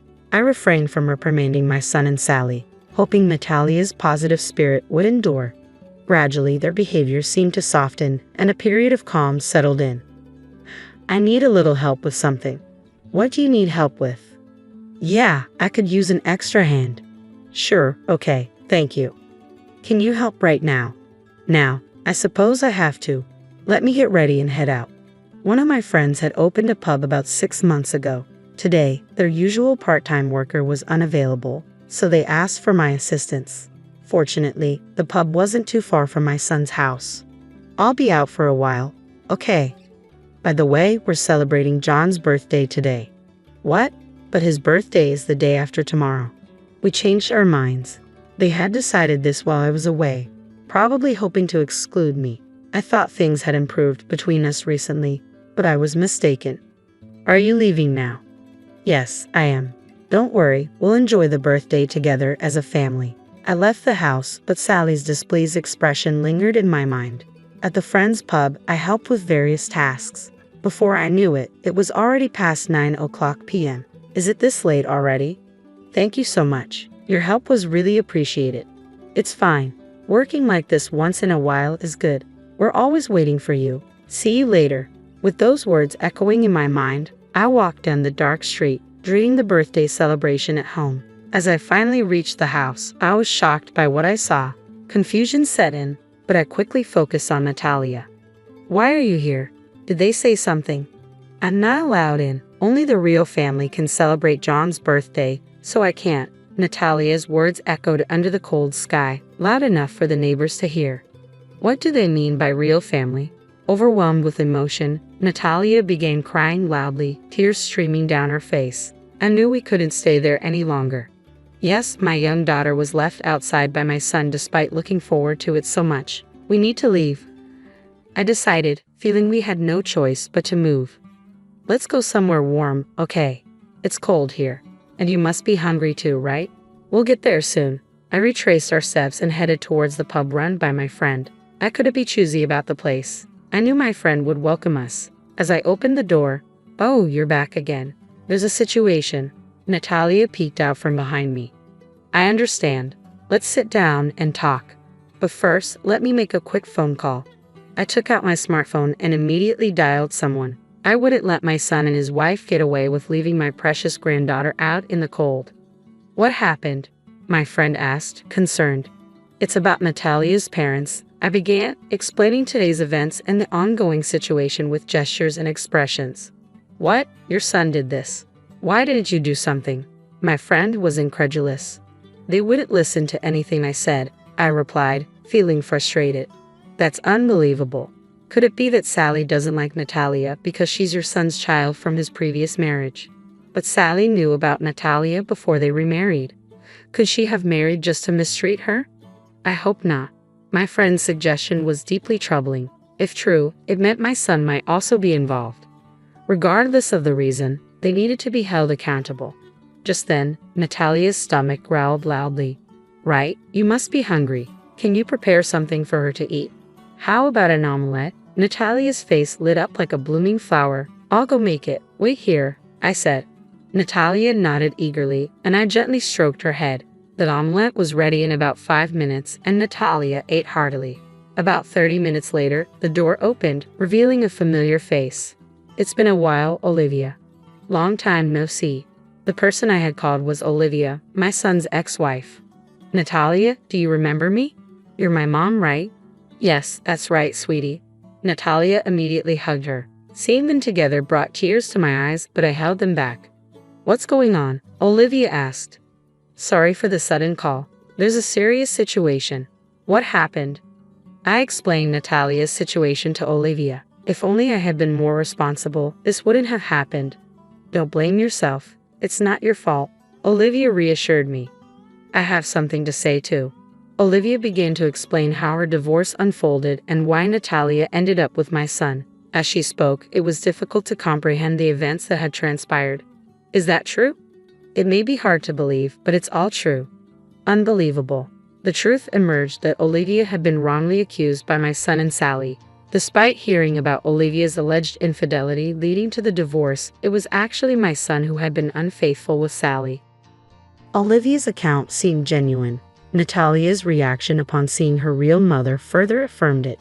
Moreover, the lawyer my ex-husband hired was in on it. No matter what I said, they wouldn't believe me. I never forgot about Natalia, not even once. I placed my hand on Olivia's shoulder. "Don't worry, I'm on your side, no matter what." "Thank you, but what do we do now?" We pondered how to resolve the current situation. At that moment, several customers were present at my friend's pub. A man stood up and approached us. "Excuse me, I couldn't help but overhear. Maybe you can help." "And you are?" He handed me his business card, which read attorney. I glanced between the card and the man. "Are you sure?" "Yes, if that lawyer is genuine, I can forgive them." We unexpectedly found a strong ally in attorney Daniel, who offered to represent us pro bono. Deciding to return home for the night to avoid suspicion, I spoke to Olivia. "Please take care of Natalia, and I'm sorry for everything. Don't apologize. I actually thought you might hate me. Not at all. I should have reached out to you sooner. We were united in defending Natalia. Over the next 2 months, we maintained our routine, ensuring Natalia's safety. Thankfully, my son and Sally were preoccupied with John, leaving Natalia unharmed. Then Olivia called. Everything's ready. I'll be there soon. Sure, let's show those two what they deserve. 3 days later, Olivia and attorney Daniel arrived at my son's house. The couple was taken aback by the unexpected visit. What are you doing here? What does this old flame want? My son exclaimed. Olivia remained composed. We're here to file a lawsuit against both of you. What? Are you out of your mind? Attorney Daniel then handed over a document. This document states that Natalia should live with Olivia. You expect us to accept this just because you say so. Shall I explain? First, the lawyer you hired doesn't exist, does he? The couple looked visibly shaken, sweat forming on their brows. My investigation revealed there's no such person registered with the Bar Association, and he had a criminal record for fraud. You knew this, right? He was your friend. I confronted my son, who remained silent, staring at the floor. Sally, however, was defiant. Don't be ridiculous. You're making baseless accusations. I couldn't hold back any longer. Enough. Weren't you involved with Olivia even before your divorce? That's not true. But the timing of your child's birth suggests you were still married. Sally was left speechless. Just admit it. You took Natalia just to spite Olivia, didn't you? That's not true. It was his idea. She pointed accusingly at my son. What? Why me? You said it was better to take her since she's the daughter of that woman. We recorded everything. I revealed that I had been recording all our conversations with my smartphone. I'm ashamed to call such a man my son. Wait, Mom. I don't want to hear Mom from you. Both of you will face consequences, possibly even jail time. But what about John? You're right. Don't worry. If necessary, I'll take good care of him. With that, they fell silent. Olivia and I left them in their despair and walked out of the house. A week later, we were settled in my old home. We couldn't leave Natalia with them, but they continued their resistance until the end. It seems they intend to sue us, but even if they do, you're right, we had all the evidence and Daniel's support. They're just tightening the noose around their own necks. It turned out they had indeed hired a real lawyer, but it proved futile. The trial ended decisively in our favor. They lost and were saddled with hefty alimony payments and other charges. A week after the trial, my son reached out to me. I'm sorry for everything. Please help me. You're mistaken if you think you should apologize to me. You're the only one I can turn to, Mom. His voice sounded weak. Unfortunately, I no longer have a son. Don't contact me again. With that, I hung up. Following the incident, my son and Sally's relationship deteriorated, leading to their divorce. They both had to work tirelessly to pay off their debts, and John went to live with Sally's parents. All that remained for them was financial struggle. We'll visit soon, okay? Come with Mom. We'll be waiting. Since then, I've returned to my home, living as I please. My happiness now comes from visits with Natalia and Olivia.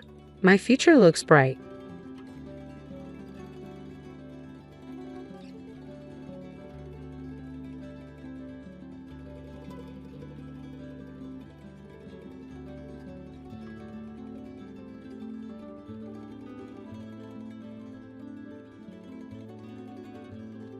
What are you doing here, Grandma? When I got to my son's house, I was shocked by what I saw. In the dim light, my grandchild was sitting outside the door without shoes. Aren't you cold? Yeah. Without thinking, I hugged my grandchild. I remembered the weather report saying it might snow tonight. How could my son and his wife leave such a young child outside? I started to get angry. Why are you sitting out here then? My grandchild, trying not to cry, said, I'm not allowed in. Why not? It's my brother's birthday, and only real family is allowed. What? I raised my voice under the cold sky. What do they mean by real family? My grandchild, overwhelmed with emotion, began to cry loudly, his face a mess with tears and a runny nose. Let's go somewhere warm, okay? It's cold here. You must be hungry too, right? We'll get there soon. Near my son's house, there was a pub run by an old friend. I couldn't be picky about the place. Thinking they would welcome us, I opened the door. Oh, you're back again. Got a bit of a situation. My grandchild peeked out from behind me. Is that your grandchild? Yes, that's right. I immediately contacted someone. What my son and his wife were doing was unacceptable. Leaving my precious grandchild like this. They're going to face the consequences. As a mother and mother-in-law, I was ready to act. By calling the real family, my son and his wife were about to face their reckoning. My name is Veronica, and I just turned 60 this year. My husband, whom I had been with for many years, passed away from an illness about 2 years ago. I live alone in the house he left me. Maybe it's time to live together, my son had suggested when he returned home after a long time. I'm fine on my own. I can manage, I told him. But it must be boring alone, right? Indeed, I'm alone, but somehow I don't feel lonely in this house. That's a shame. Sally, my son's wife, who came with him, seemed a bit relieved. My reluctance to live together was largely due to her presence. She was my son's second wife. Sally, you must feel more comfortable without me around, right? What? No, it's not like that. At the time, I was a bit standoffish. I wasn't particularly close or distant with Sally, but we never quite clicked. My son and his wife have 2 children, but their daughter Natalia is my son's stepdaughter. I've heard he took her in somewhat reluctantly. Their younger son, John, was born shortly after they remarried. By the way, where is Natalia? Oh, Natalia is at a friend's house. I see. Now that I think about it, they rarely brought Natalia when they visited my house. And even when they did, I sensed a distance in their interactions with her. It wasn't like this with his first wife. What changed? I believe my son's first marriage ended due to his wife's infidelity. Although I had exchanged contact information with his ex-wife, we never stayed in touch. It was about 4 years ago when my son appeared with Sally, his new wife. What surprised me even more was that she was already pregnant. Nice to meet you, Veronica. Nice to meet you too. At that time, I felt it wasn't my place to interfere if my son had chosen her. But as issues involving me began to arise, so did my questions. Sally's true nature started to emerge, perhaps because she found my presence bothersome. The recent incident with Natalia was a clear example. Is Natalia really at a friend's? I inquired. I already told you that, she replied, clearly annoyed. But little did I know, this was just the beginning. What's with the raised voice, Sally? My son entered, sensing tension. It's nothing. Sally brushed it off, shooting me a glare before turning to John. I suspected they were hiding something about Natalia from me, judging by Sally's defensive reaction. But at that moment, I had no way to confirm it. Well, we should head back now. Okay, bring Natalia next time. My son's expression darkened at my request. It seemed both he and Sally were aware of the situation regarding Natalia. We'll bring her next time.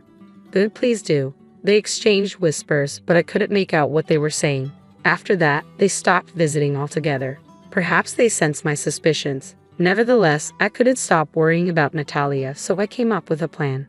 Hello, I have a suggestion. What is it? About living together. Are you considering moving in with us? I've thought it over, and having you here might be nice. That's great. I'll start getting ready then. The sooner, the better, right? Really? You're sure? Yes, I don't want to be a burden on you. That would be a big help. And so it was decided that I would move in with my son's family. It wasn't because I disliked living alone. My main reason was to reconnect with Natalia, whom I hadn't seen in a long time, and make sure she was okay. I had considered visiting, but the distance made frequent trips impractical, as it was nearly 2 hours by train. I hoped this move would resolve things, but there was a lingering unease. Still, I couldn't just sit back and do nothing. I immediately began preparing to move to my son's house, packing up my belongings and arranging for movers. 2 weeks later, I settled into living with them. Let's get along well from now on. From today, think of this place as your own home and relax. Thank you, I appreciate it. After the greetings, I went to see Natalia. I was speechless when I saw her. She should be 9 years old now, but she looked so thin. Natalia, do you remember me? Grandma? Yes, that's right. Grandma will live here with you from today. Really? Yay! Her smile, though fragile, was filled with effort. Alongside relief, I felt a deep sadness at how much she had deteriorated. It was clear that Natalia held the lowest position in the house, but I couldn't afford to make a scene that might worsen her situation. So I took her out under the guise of helping me. I'm going to do some shopping, okay? Oh, are you taking Natalia too? Yes, she's going to help me out a bit. All right, Sally appeared displeased, likely wanting to keep Natalia away from me. Whenever we went out, I made sure to treat Natalia to her favorite foods and take her to different places. Thanks to that, she seemed to regain some color and energy compared to when we first started living together. Natalia, what do you usually do at home? Well, I read books in my room or draw. Don't you play with your mom and dad? It was difficult to ask, but I was driven by a desire to help her. Dad and Mom always play with John. When I want to join, they tell me to go to my room. That's sad. From now on, Grandma will play with you a lot, okay? Yeah, it seemed more like neglect or even abuse rather than just poor parenting. Natalia had gained some weight since I arrived, but it was clear she hadn't been properly cared for before. I was determined to protect her no matter what. Then one day, after being out all morning due to a commitment with a friend, I returned home in the evening. What's happening? As I entered the house, I heard Sally's angry voice. What are you doing? Do it like I told you earlier. I'm sorry. It appeared Sally was scolding Natalia, and the situation seemed tense. Sally, what's going on? She's frightened. Natalia was crouched down, holding her head. This kind of incident must have happened many times when I wasn't around, or else Natalia wouldn't react like this. I positioned myself between Sally and Natalia. Don't interfere. This is part of teaching her. What happened just now? She didn't follow my instructions. Sally seemed upset. When I calmed her down and listened, it turned out she had asked Natalia to do the laundry, but Natalia accidentally used fabric softener instead of detergent. Everyone makes mistakes, right? Especially since Natalia is only 8. That's not an excuse, Sally snapped. Calm down, I insisted, but Sally snapped at me. If you're going to complain, then do it yourself. What? You're the one who started complaining. She left Natalia and me there and walked away. The atmosphere in the house was becoming unbearable. Grandma, it's okay. Don't worry, let's do it together. With a mix of anger and determination, I knew I couldn't let this continue. Later, I brought up the incident with my son. Don't you think this is too much? Well, Natalia is already 8 years old, so we thought it's time she learns to do various things, my son said, seeming uneasy. It's good to teach her, but what happened last time was excessive. That's too much, even for teaching.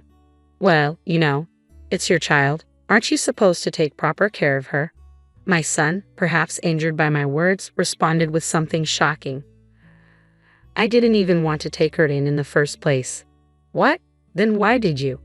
I thought maybe she'd be useful, but she's turning out just like her mother. He continued to criticize his ex-wife, sounding more like he was trying to justify himself rather than expressing genuine anger. I was stunned by his words. Anyway, please pay more attention to Natalia. She's lonely too. I know, he said, but despite his words, my son and his wife continued to make Natalia do chores like cleaning, laundry, and even going shopping alone. Meanwhile, I quietly supported her without their knowledge. Despite being treated unfairly, Natalia never complained and worked diligently. I couldn't help but admire her determination. Curious about her motivation, I asked her why she was putting in so much effort. Why do you try so hard, Natalia? Because John's birthday is coming soon, she answered joyfully, but I could only watch. Why does such a good child have to suffer like this? You're a great big sister, Natalia. Yeah, I'm John's big sister. I refrained from reprimanding my son and Sally, hoping Natalia's positive spirit would endure. Gradually, their behavior seemed to soften, and a period of calm settled in. I need a little help with something. What do you need help with? Yeah, I could use an extra hand. Sure, okay, thank you. Can you help right now? Now, I suppose I have to. Let me get ready and head out. One of my friends had opened a pub about 6 months ago. Today, their usual part-time worker was unavailable, so they asked for my assistance. Fortunately, the pub wasn't too far from my son's house. I'll be out for a while. Okay. By the way, we're celebrating John's birthday today. What? But his birthday is the day after tomorrow. We changed our minds. They had decided this while I was away, probably hoping to exclude me. I thought things had improved between us recently, but I was mistaken. Are you leaving now? Yes, I am. Don't worry, we'll enjoy the birthday together as a family. I left the house, but Sally's displeased expression lingered in my mind. At the friend's pub, I helped with various tasks. Before I knew it, it was already past 9 o'clock p.m. Is it this late already? Thank you so much. Your help was really appreciated. It's fine. Working like this once in a while is good. We're always waiting for you. See you later. With those words echoing in my mind, I walked down the dark street, dreading the birthday celebration at home. As I finally reached the house, I was shocked by what I saw. Confusion set in, but I quickly focused on Natalia. Why are you here? Did they say something? I'm not allowed in. Only the real family can celebrate John's birthday, so I can't. Natalia's words echoed under the cold sky, loud enough for the neighbors to hear. What do they mean by real family? Overwhelmed with emotion, Natalia began crying loudly, tears streaming down her face. I knew we couldn't stay there any longer. Yes, my young daughter was left outside by my son despite looking forward to it so much. We need to leave. I decided, feeling we had no choice but to move. Let's go somewhere warm, okay? It's cold here. And you must be hungry too, right? We'll get there soon. I retraced our steps and headed towards the pub run by my friend. I couldn't be choosy about the place. I knew my friend would welcome us. As I opened the door, "Oh, you're back again. There's a situation." Natalia peeked out from behind me. "I understand. Let's sit down and talk. But first, let me make a quick phone call." I took out my smartphone and immediately dialed someone. I wouldn't let my son and his wife get away with leaving my precious granddaughter out in the cold. "What happened?" my friend asked, concerned. "It's about Natalia's parents." I began, explaining today's events and the ongoing situation with gestures and expressions. "What? Your son did this? Why didn't you do something?" My friend was incredulous. "They wouldn't listen to anything I said," I replied, feeling frustrated. "That's unbelievable. Could it be that Sally doesn't like Natalia because she's your son's child from his previous marriage? But Sally knew about Natalia before they remarried. Could she have married just to mistreat her? I hope not." My friend's suggestion was deeply troubling. If true, it meant my son might also be involved. Regardless of the reason, they needed to be held accountable. Just then, Natalia's stomach growled loudly. "Right, you must be hungry. Can you prepare something for her to eat? How about an omelette?" Natalia's face lit up like a blooming flower. "I'll go make it. Wait here," I said. Natalia nodded eagerly, and I gently stroked her head. The omelette was ready in about 5 minutes, and Natalia ate heartily. About 30 minutes later, the door opened, revealing a familiar face. "It's been a while, Olivia." "Long time no see." The person I had called was Olivia, my son's ex-wife. "Natalia, do you remember me? You're my mom, right?" "Yes, that's right, sweetie." Natalia immediately hugged her. Seeing them together brought tears to my eyes, but I held them back. "What's going on?" Olivia asked. "Sorry for the sudden call. There's a serious situation." "What happened?" I explained Natalia's situation to Olivia. If only I had been more responsible, this wouldn't have happened. "Don't blame yourself. It's not your fault," Olivia reassured me. "I have something to say too." Olivia began to explain how her divorce unfolded and why Natalia ended up with my son. As she spoke, it was difficult to comprehend the events that had transpired. "Is that true?" "It may be hard to believe, but it's all true." Unbelievable. The truth emerged that Olivia had been wrongly accused by my son and Sally. Despite hearing about Olivia's alleged infidelity leading to the divorce, it was actually my son who had been unfaithful with Sally. Olivia's account seemed genuine. Natalia's reaction upon seeing her real mother further affirmed it. Moreover, the lawyer my ex-husband hired was in on it. No matter what I said, they wouldn't believe me. I never forgot about Natalia, not even once. I placed my hand on Olivia's shoulder. "Don't worry, I'm on your side, no matter what." "Thank you, but what do we do now?"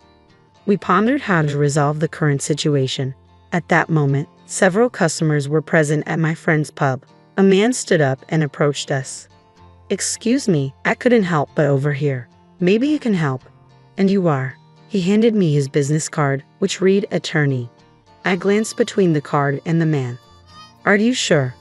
"Yes, if that lawyer is genuine, I can forgive them." We unexpectedly found a strong ally in attorney Daniel, who offered to represent us pro bono. Deciding to return home for the night to avoid suspicion, I spoke to Olivia. "Please take care of Natalia, and I'm sorry for everything." "Don't apologize. I actually thought you might hate me." "Not at all. I should have reached out to you sooner." We were united in defending Natalia.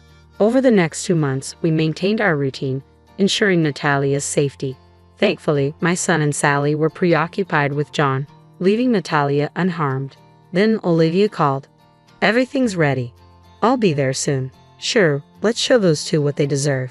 3 days later, Olivia and attorney Daniel arrived at my son's house. The couple was taken aback by the unexpected visit. "What are you doing here? What does this old flame want?" my son exclaimed. Olivia remained composed. "We're here to file a lawsuit against both of you." "What? Are you out of your mind?" Attorney Daniel then handed over a document. This document states that Natalia should live with Olivia. "You expect us to accept this just because you say so. Shall I explain?" "First, the lawyer you hired doesn't exist, does he?" The couple looked visibly shaken, sweat forming on their brows. "My investigation revealed there's no such person registered with the Bar Association, and he had a criminal record for fraud. You knew this, right? He was your friend." I confronted my son, who remained silent, staring at the floor. Sally, however, was defiant. "Don't be ridiculous. You're making baseless accusations." I couldn't hold back any longer. "Enough. Weren't you involved with Olivia even before your divorce?" "That's not true. But the timing of your child's birth suggests you were still married." Sally was left speechless. "Just admit it. You took Natalia just to spite Olivia, didn't you?" "That's not true. It was his idea." She pointed accusingly at my son. "What? Why me? You said it was better to take her since she's the daughter of that woman." "We recorded everything." I revealed that I had been recording all our conversations with my smartphone. "I'm ashamed to call such a man my son." "Wait, Mom. I don't want to hear Mom from you. Both of you will face consequences, possibly even jail time." "But what about John?" "You're right. Don't worry. If necessary, I'll take good care of him." With that, they fell silent. Olivia and I left them in their despair and walked out of the house. A week later, we were settled in my old home. We couldn't leave Natalia with them, but they continued their resistance until the end. It seems they intend to sue us, but even if they do, you're right, we have all the evidence and Daniel's support. They're just tightening the noose around their own necks. It turned out they had indeed hired a real lawyer, but it proved futile. The trial ended decisively in our favor. They lost and were saddled with hefty alimony payments and other charges. A week after the trial, my son reached out to me. "I'm sorry for everything. Please help me." "You're mistaken if you think you should apologize to me. You're the only one I can turn to, Mom." His voice sounded weak. "Unfortunately, I no longer have a son. Don't contact me again." With that, I hung up. Following the incident, my son and Sally's relationship deteriorated, leading to their divorce. They both had to work tirelessly to pay off their debts, and John went to live with Sally's parents. All that remained for them was financial struggle. "We'll visit soon, okay? Come with Mom. We'll be waiting." Since then, I've returned to my home, living as I please. My happiness now comes from visits with Natalia and Olivia. My future looks bright.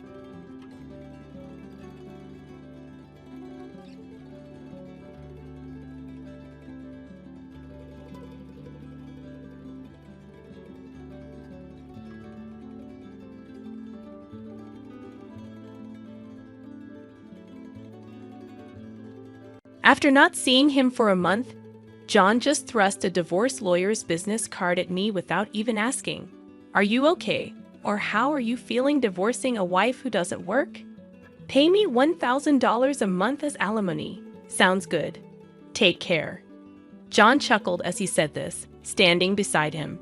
Emily was wrapping her arm around his, wearing a similar smug expression. "Fine, let's divorce then." I said it so casually that John seemed a bit surprised, but he quickly shared his smile with Emily. Good thing John isn't much of a thinker. It makes my plan easier to execute. After the divorce papers got approved, I decided to start my revenge plan on both of them. I will make them cry as a celebration of my recovery. My name is Sarah Wolf. I'm a 47-year-old illustrator. I'd also work as a children's book author. I just love drawing. I have 2 childhood friends, John and Emily. They're important friends to me, and John is also my husband. It all started when John asked me out as I was heading to a different college after high school. I was surprised. I thought he was into Emily, but I couldn't say no to a confession from John, whom I had secretly liked. After some thought and consultation with Emily, I accepted John's proposal. Emily's behavior had been a bit problematic since teens, but she was still a dear friend to both John and me. However, Emily had a tendency to snatch other people's boyfriends and then dump them once they became obsessed with her, causing problems time and again. Her parents were concerned, so John and I often spent time with her to watch over her. John and I got married when we were 25, 4 years later. Emily brought her fiancé into our lives. His name was George, a professional working for a top-tier company. Nice to meet you, Sarah and John. I've heard so much about you. Looking forward to our future together. George was very polite, and we all got along immediately. We would get together during holidays and vacations, taking trips or going on long train rides to enjoy some drinks. However, things started falling apart after Emily got pregnant 2 years into her marriage. John and I originally had many siblings, so there was no worry about an heir. So we decided we didn't need children. Both of us loved kids, but weren't keen on actively caring for them. Besides, we loved our freedom to travel and enjoy drinks. We often found it heartwarming to see families with children, but it was never more or less than that. When Emily announced her pregnancy, John's attitude started to change. He quit smoking because Emily said she couldn't stand the smell, and even offered to drive her to doctor's appointments using his vacation days. I warned him, George might get upset if you're always with Emily. But John argued back, you have work, don't you? She's our childhood friend, and she's reaching out for help. You're heartless. I said, I've been buying things and helping where I can, but going with her to the obstetrician is crossing the line. When I said that, John frowned, and then he glared at me. Why? Because Emily wants it, right? She says she's anxious about the checkup. I can't just let her go alone if she's anxious. All the more reason for George to go with her, right? If you go with her every time, it's almost like you're the father of the baby in her belly. John, jealous? You're not going to get pregnant anyway, so what's the problem? He didn't take my concerns seriously, and instead started to snap, saying I was being annoying. We had hardly ever had a fight during our marriage, but things changed when Emily got pregnant. Our arguments increased, and that didn't change even after Emily gave birth. In fact, John started spending even more time with Emily and their child, Emma. But when Emma was 6, an incident occurred. It had to do with the attendees of Emma's graduation ceremonies. The day before the graduation, John suddenly started rummaging through the closet. John, what are you doing? Have a meeting tomorrow. John's workplace had a casual dress code, but there was a rule to wear a suit during client meetings, so he always kept a few suits ready. But they were all thrown on the bed now. No, just trying to decide what to wear for the graduation ceremony. What? You're seriously thinking of attending the graduation? Yeah, George, can't make it. Emily asked me. Wait, that's absurd. No matter how you look at it. I inadvertently raised my voice in denial. Immediately, John's face turned sour. I knew he occasionally picked Emma up from kindergarten, and I had done so myself when asked. Yet it was nonsensical for a childhood friend who wasn't even a biological parent to attend a graduation ceremony. What? You still doubt me and Emily? I'm disappointed that you can't even help out. That's not the point. Point anyway. I'm attending the graduation tomorrow, so iron a shirt properly. John said that and abruptly ended the conversation, leaving me behind and going to the bedroom. I had no choice but to call Emily. Hello, Emily. About tomorrow. Sorry about tomorrow. I'm borrowing John. But won't George be upset about the graduation attendance, Sarah? What are you talking about? Obviously, I haven't told George that the graduation is tomorrow. I'll tell him after the ceremony. I was shocked to learn that George didn't know about the graduation schedule. Upon further questioning, it seemed that Emily hadn't informed George about any of the kindergarten events so far, and John had been acting as the father at the kindergarten, which made me dizzy with its selfishness. Wait a minute, Emily. Isn't that extremely unreasonable? It's disrespectful to George, and just because he's a childhood friend, eh? What's wrong? Sarah, you're scary. Well, see you tomorrow. Wait, Emily. I was trembling with anger at Emily, who unilaterally hung up the phone. Still, in the end, I ironed a shirt, prepared a tie, and the next morning saw John off to Emma's graduation ceremony. Since then, Emily and John started going out more frequently, from once a month to once a week, and then to 3 times a week.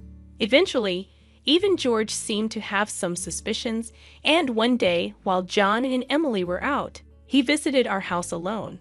I'm sorry for visiting you late at night. There's something that's been bothering me. Is it about the 2 of them? Yes, I would like you to take a look at this. George showed me the GPS history he had installed in Emily's car. It showed that she had been staying at a hotel 3 times a week. All of those days, she was out with John, and just by looking at George's face, I understood what that meant. What do you want to do, George? I want to take revenge on those 2. Me too. I can't forgive them for betraying us after all this time. We started planning our revenge on them secretly. First, I started by increasing my income because I had been saving by doing housework and taking care of Emma. My income had drastically decreased. George switched to working from home. And when Emily and John would go out, he would bring Emma to my house, and we would take care of her together. Neither Emily nor John realized that we knew about their relationship, and we were able to gather solid evidence. Once we had collected enough evidence and were ready to take our revenge, we discovered a shocking truth about Emma.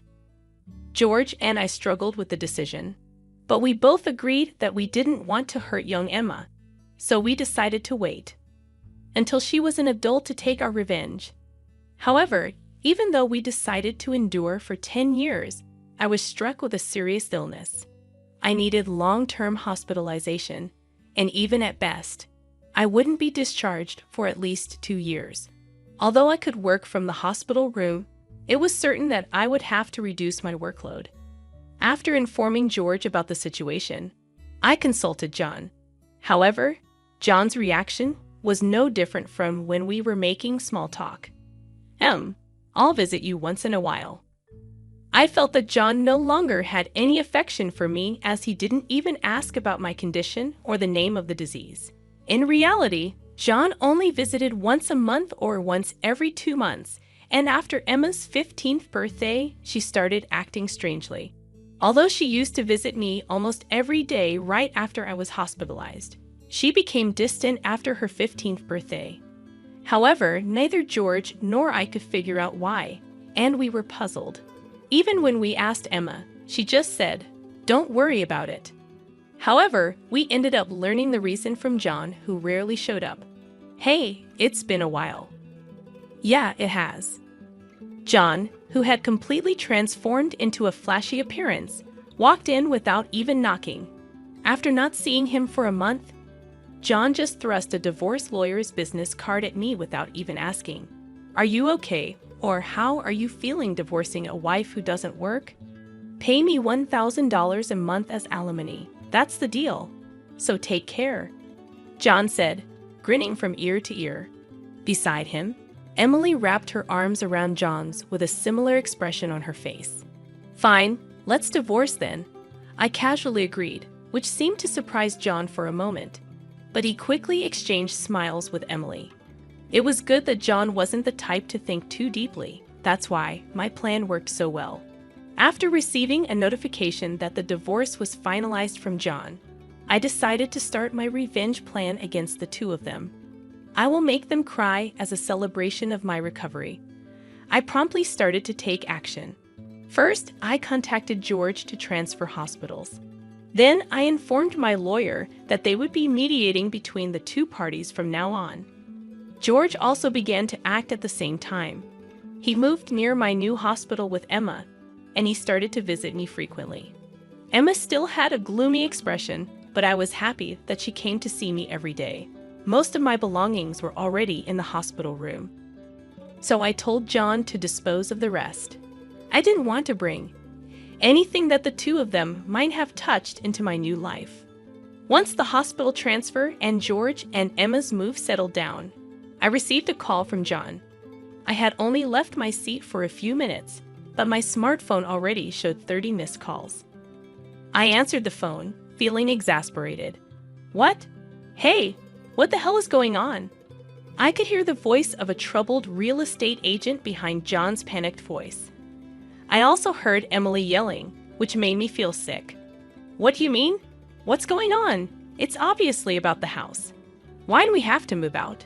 John shouted at me as if it wasn't his fault at all. I replied to him coolly, obviously because that's my house. Huh. John seemed to have completely forgotten. But the truth was the house we lived in was a room I rented as a workspace. When I started to make a living as a freelancer, at that time, I didn't have enough income to maintain 2 houses, and John didn't have enough income to live alone. So he ended up moving into my place. Therefore, Jan had never paid the rent or utility bills for that room.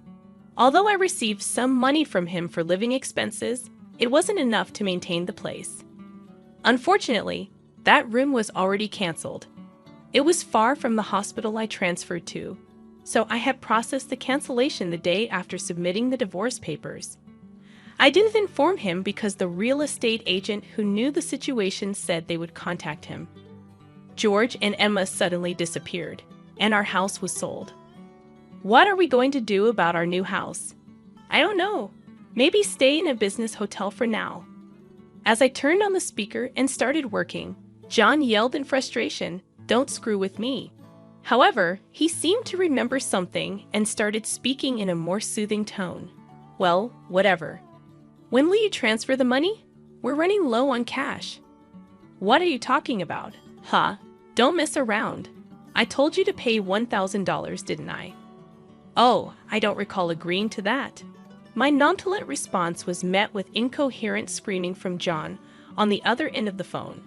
Apparently, he thought he could get money from me and had been squandering it. Even if he had $1,000 left, how did he plan to get by for the rest of the month? Hey, don't just stay silent. Say something. There's really nothing to talk about. My retort left John momentarily dumbfounded, but he soon started yelling again, growing increasingly annoyed.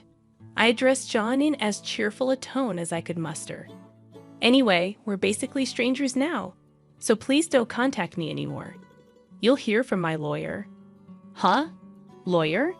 Hey, wait a minute. I hung up without listening to John's response. He tried calling back several times, but I ignored it, and eventually the calls stopped. However, angry that I didn't answer, John started ignoring calls from my lawyer. He certainly had a childish side, but I never imagined he'd be the kind of person who didn't mind causing trouble for others. I sighed deeply at John's selfishness. A few months later, after a temporary discharge from the hospital, I visited John's parents' house. In front of me were John and Emily, both looking small and trembling. You telling my parents is a low blow. Oh, I just reported that we got divorced. Jan glared at me in response to my answer, but he shrank back under his father's stern gaze. Actually, I had a great relationship with my in-laws, even visiting and dining with them when John wasn't around. Despite being so well-loved, I felt it was wrong not to share the details of our divorce. So I went to visit them. Is it true that you're remarrying Emily? Yes, it's true. True.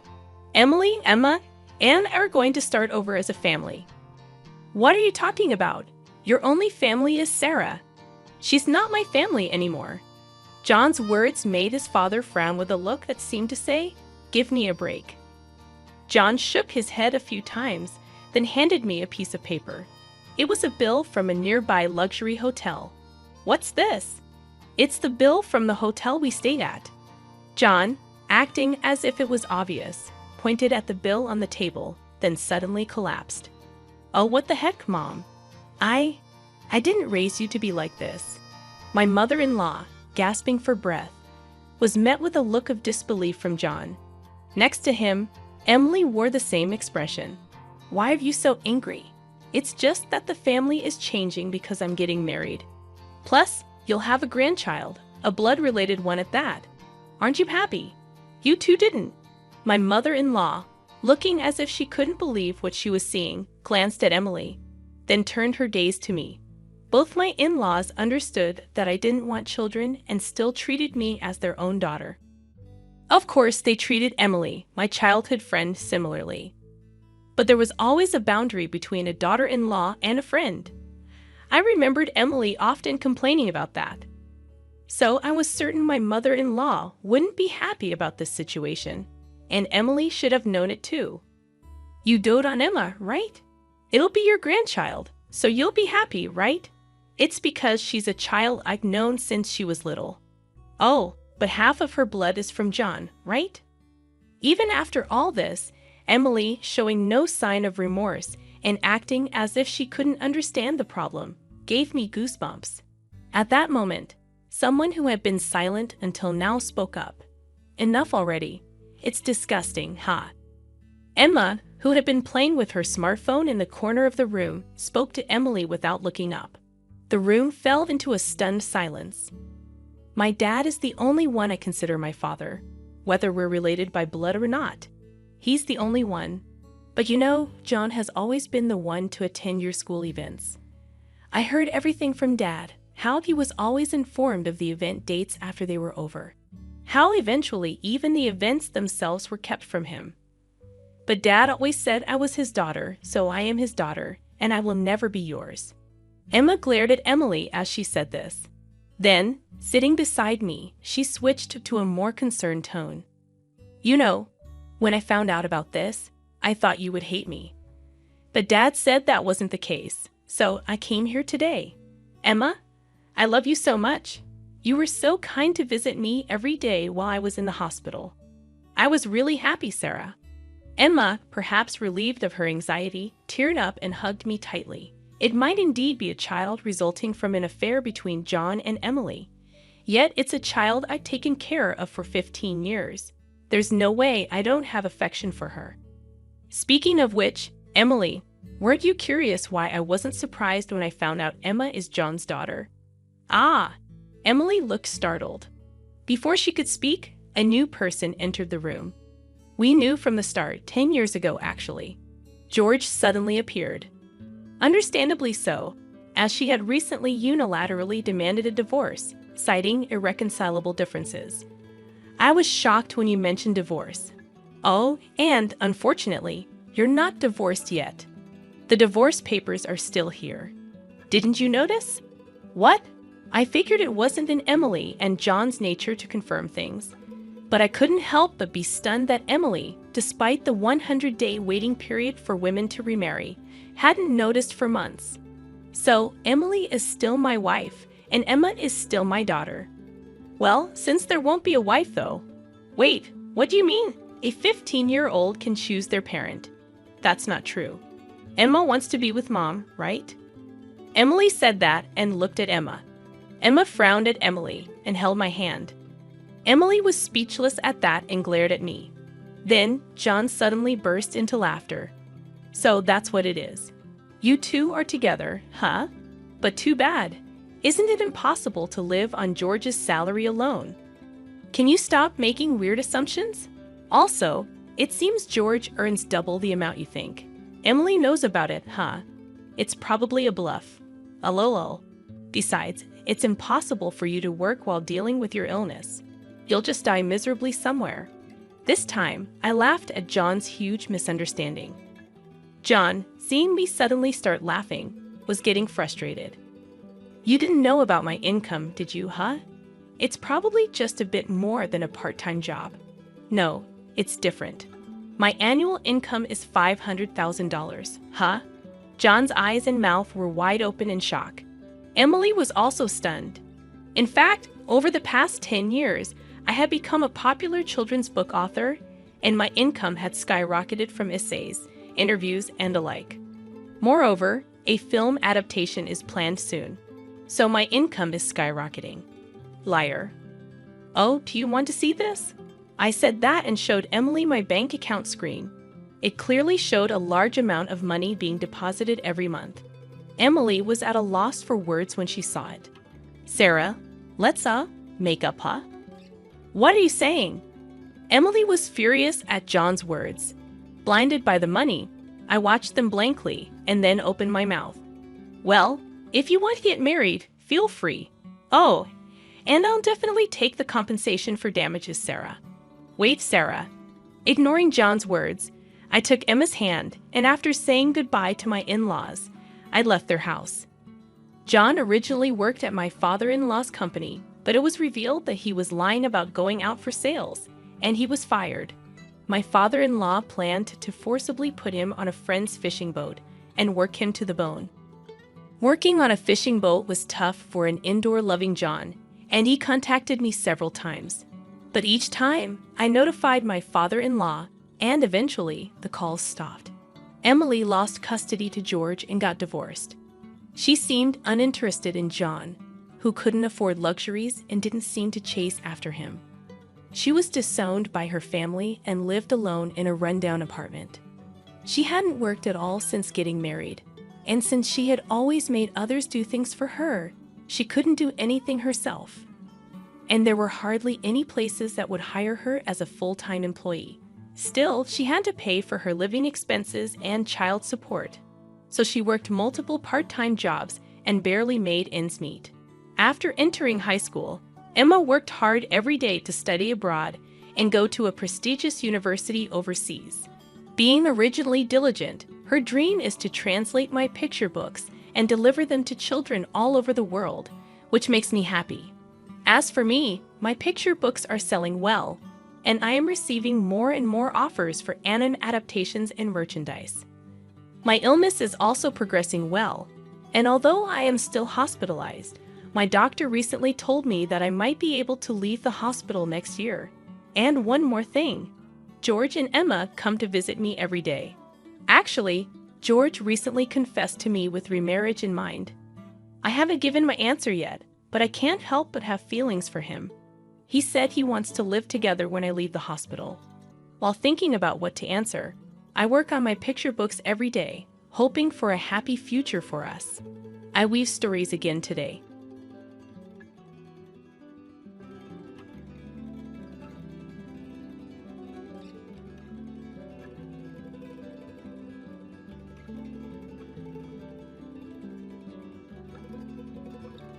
I never asked to be born, but my parents, Wayne and Abigail Billy, made it painfully clear from the start that I wasn't planned. I'm Madison, the second child they didn't want. My older sister, Amber, was the golden child, the one they dreamed of. Growing up in the Billy house was like living in two separate worlds. Amber's world was full of love, attention, and celebration. Mine, a cold, shadowy place filled with indifference and barely concealed resentment.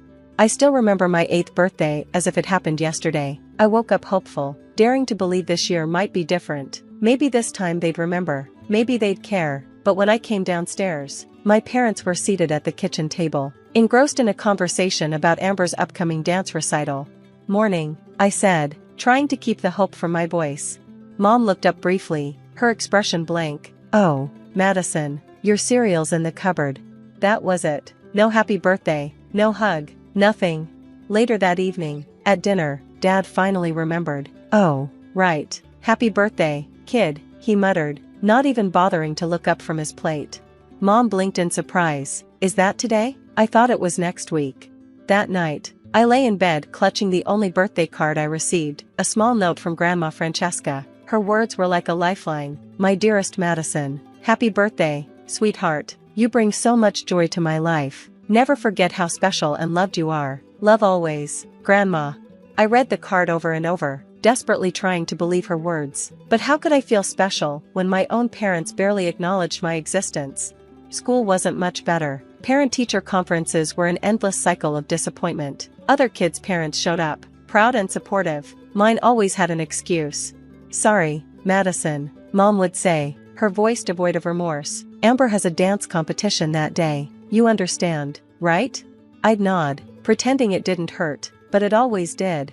The worst moments came late at night when they thought I couldn't hear. Their voices would drift up the stairs, sharp and cruel. "I just don't get it," Dad said one evening. "Amber's so bright and talented. Why can't Madison be more like her?" Mom sighed heavily. "I know, It's like she doesn't even try. Remember how Amber was reading at 4? Madison could barely tie her shoes at that age. Their words carved deep scars into me, each one a reminder that I'd never be good enough. I became quiet and withdrawn, retreating into myself because, really, what was the point of trying? The only person who truly saw me was Grandma Francesca. Every visit to her cozy little house felt like stepping into a different world, a world where I was loved and heard, a world where I could just be. When I was 13, I hit my breaking point. Home had become unbearable, and I knew I couldn't stay. One day, tears streaming down my face, I went to Grandma. "Grandma," I whispered, my voice trembling, Can I live with you?" Her answer was immediate, her embrace warm and unwavering. "Oh, sweetheart," she said, pulling me close, "you'll always have a home with me, and one day, everything I have will be yours." I melted into her arms, feeling safe for the first time in years. I didn't care about inheriting anything, I just wanted to feel loved. When my parents found out, their reactions were predictably indifferent. "That tiny house?" Dad scoffed. "She works at a library for peanuts. What could she possibly offer you?" Mom just shrugged, relief evident in her voice. "Well, if that's what you want, it'll make things easier for us." Their apathy stung, but it also reassured me that I was making the right choice. They didn't value Grandma's love, but I did.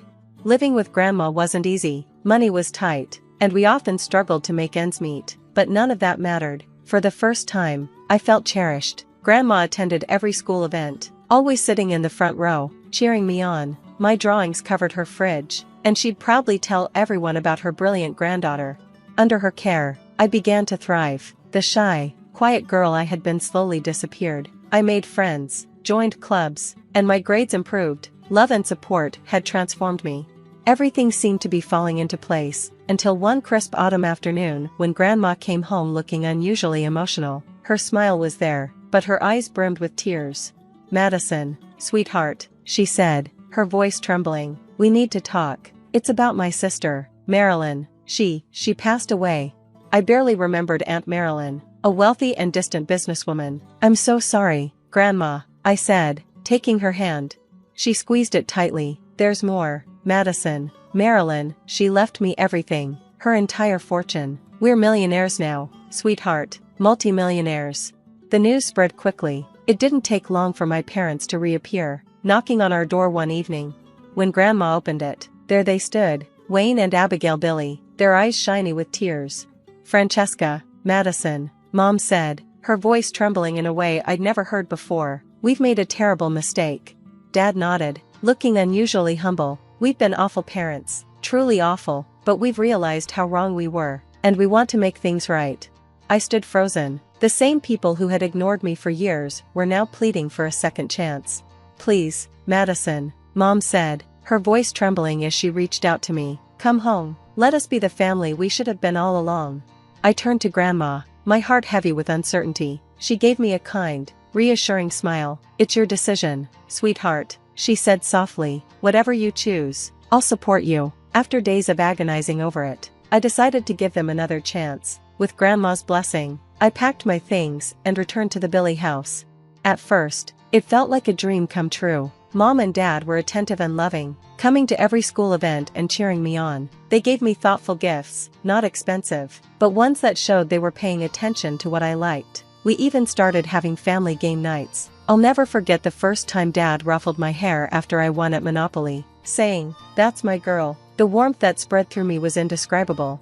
The biggest surprise was bedtime. Mom began tucking me in every night, something I'd always dreamed of as a little girl. She'd smooth my hair and kiss my forehead. "Good night, sweetheart," she'd whisper. "We love you so much."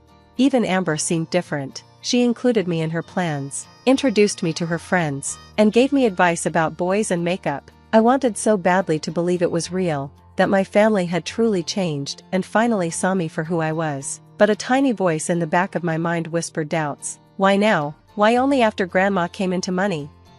I pushed those thoughts aside, determined to enjoy the loving family life I'd always dreamed of. I called Grandma often, excitedly sharing how happy I was. She always sounded glad for me, but there was a hint of caution in her voice. "Just remember, Madison," she'd say gently, "you always have a home with me, no matter what." Life settled into a new routine. Amber, always the golden child, graduated high school with honors and went off to a prestigious college. Grandma moved into a beautiful new house, finally retiring from her job at the library. And me? I was thriving, doing well in school, with close friends, and even dating Caleb, a boy from my chemistry class.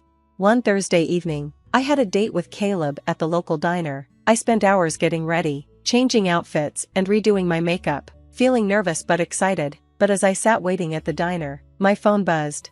Sorry, Madison, something came up, can't make it tonight. Disappointment sank in, and I left the diner early, heading home. The house was quiet when I arrived, so I used my key to avoid waking anyone. As I walked past Dad's study, I heard voices. I was about to announce my return when Mom's voice stopped me cold. I don't know how much longer I can keep up this act, she said, her tone sharp with frustration. I never wanted her in the first place, and pretending to love her is exhausting. I froze, my heart hammering. Pretending to love me? Dad's response turned my stomach. We just have to be patient. Once Mom passes, all the money will go to Madison. If we play our cards right, we can convince her to share it with us. Just think of the life we could have. Their words shattered me. Every moment of love and acceptance had been a lie, a calculated performance for Grandma's fortune. Tears welled up as the truth sunk in, crushing the fragile hope I'd been clinging to. I took out my phone and hit record, unable to stop myself from capturing their betrayal. When I couldn't bear to listen any longer, I walked back to the front door, took a deep breath, and slammed it loudly. I'm home, I called out, forcing my voice to sound steady. Mom and Dad appeared almost instantly, their faces plastered with smiles and fake concern. Madison, sweetie, you're back early, Mom said, her brow furrowed in what I now recognized as insincere worry. Everything okay?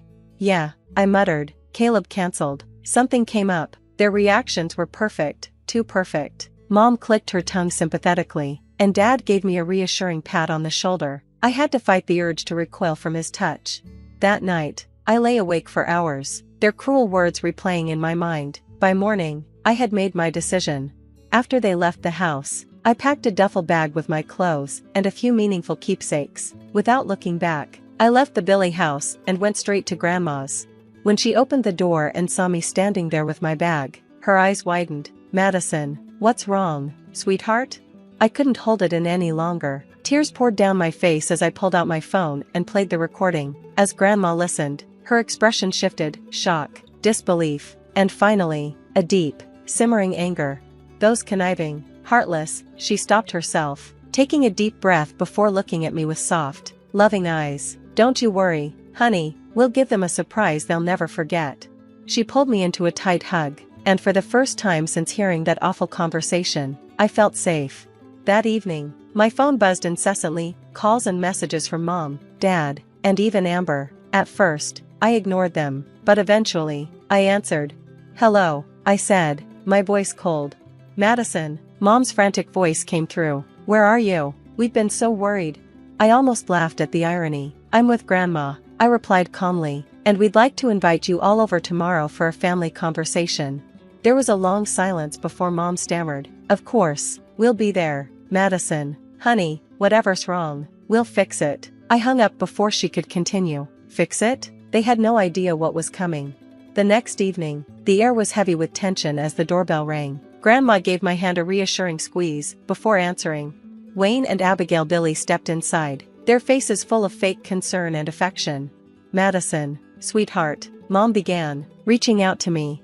I stepped back, watching confusion flicker across her face. Grandma's voice was calm but firm. Please, have a seat. We have a lot to discuss. As they sat down, Dad's eyes darted around, taking in the signs of wealth. Mom, what's this about? Is everything okay? Without a word, I placed my phone on the table and pressed play. Their voices filled the room, cold, calculating, and damning.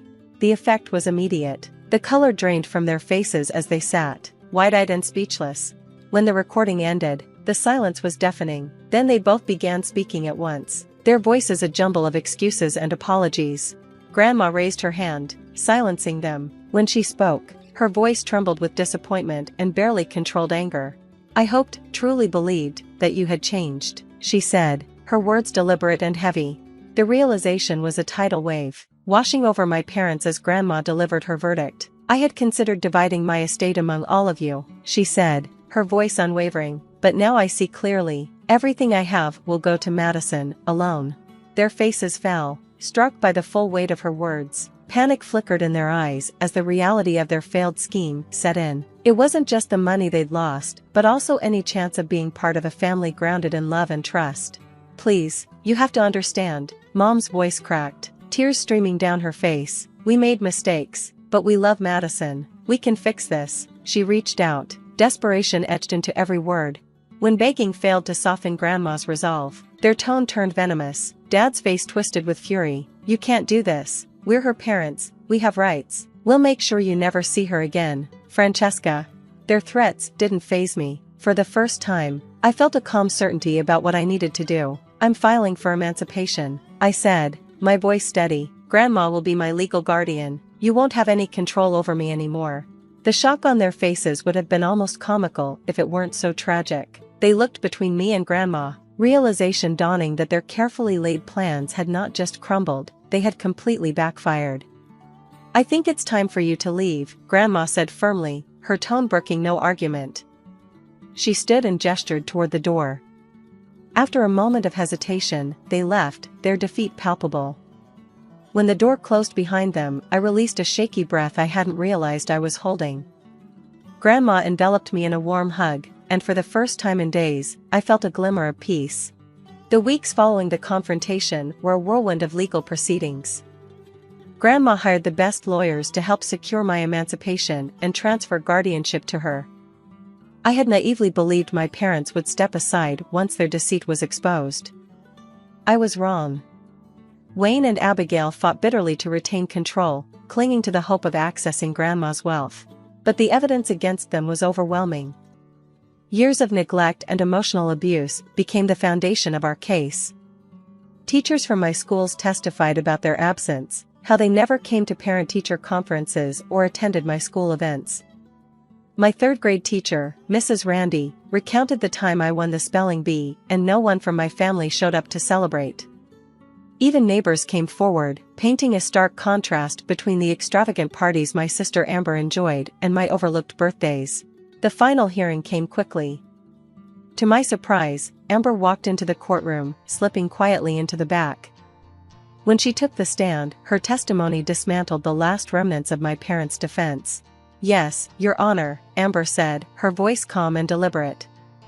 "I knew about my parents' plan to use Madison to gain access to Grandma's money. The sudden kindness, the sisterly bonding, it was all part of the act." The courtroom buzzed with whispers. I sat frozen, struggling to process her words. She met my gaze briefly, and for a moment, I thought I saw regret in her eyes. But it was too late. Her admission was the final blow, severing any hope of reconciliation. The judge's decision was swift and unequivocal. Grandma was granted full guardianship, and I was emancipated from Wayne and Abigail Billy. As we left the courthouse, I felt an overwhelming sense of relief. For the first time in my life, I was free. The mansion I now called home became more than just a physical refuge, it was a sanctuary where I could heal and rebuild. Grandma's love was a constant, her encouragement a beacon as I navigated my new life. I poured myself into my studies, no longer burdened by the need to prove my worth to indifferent parents. For the first time, I was living for myself. Grandma supported me in every way she could, offering opportunities one had only dreamed of. But it was her unwavering belief in me that truly changed my life. "You can be anything you want to be, Madison," she'd say, her eyes sparkling with pride. "The world is yours." Together, we traveled the globe. In England, I fell in love with art and architecture. On a safari in Africa, I discovered a passion for wildlife photography.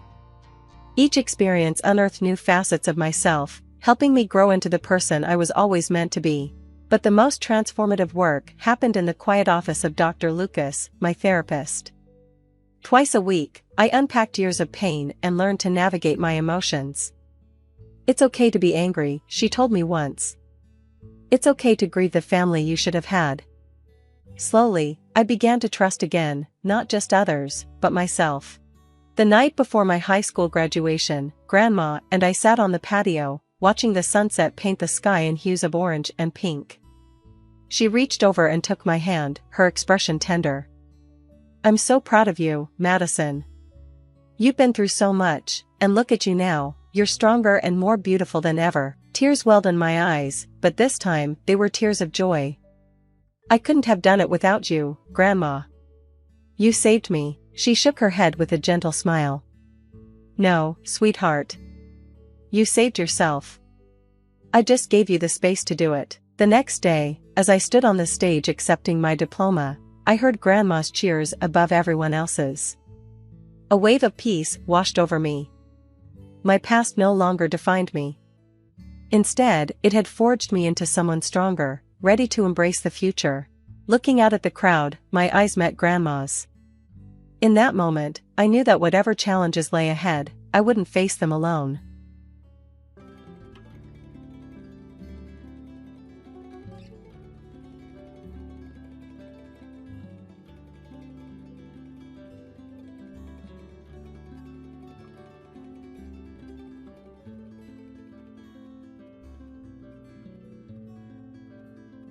My name is Alice, and I'm a 33-year-old sales executive at an e-commerce company in Winona.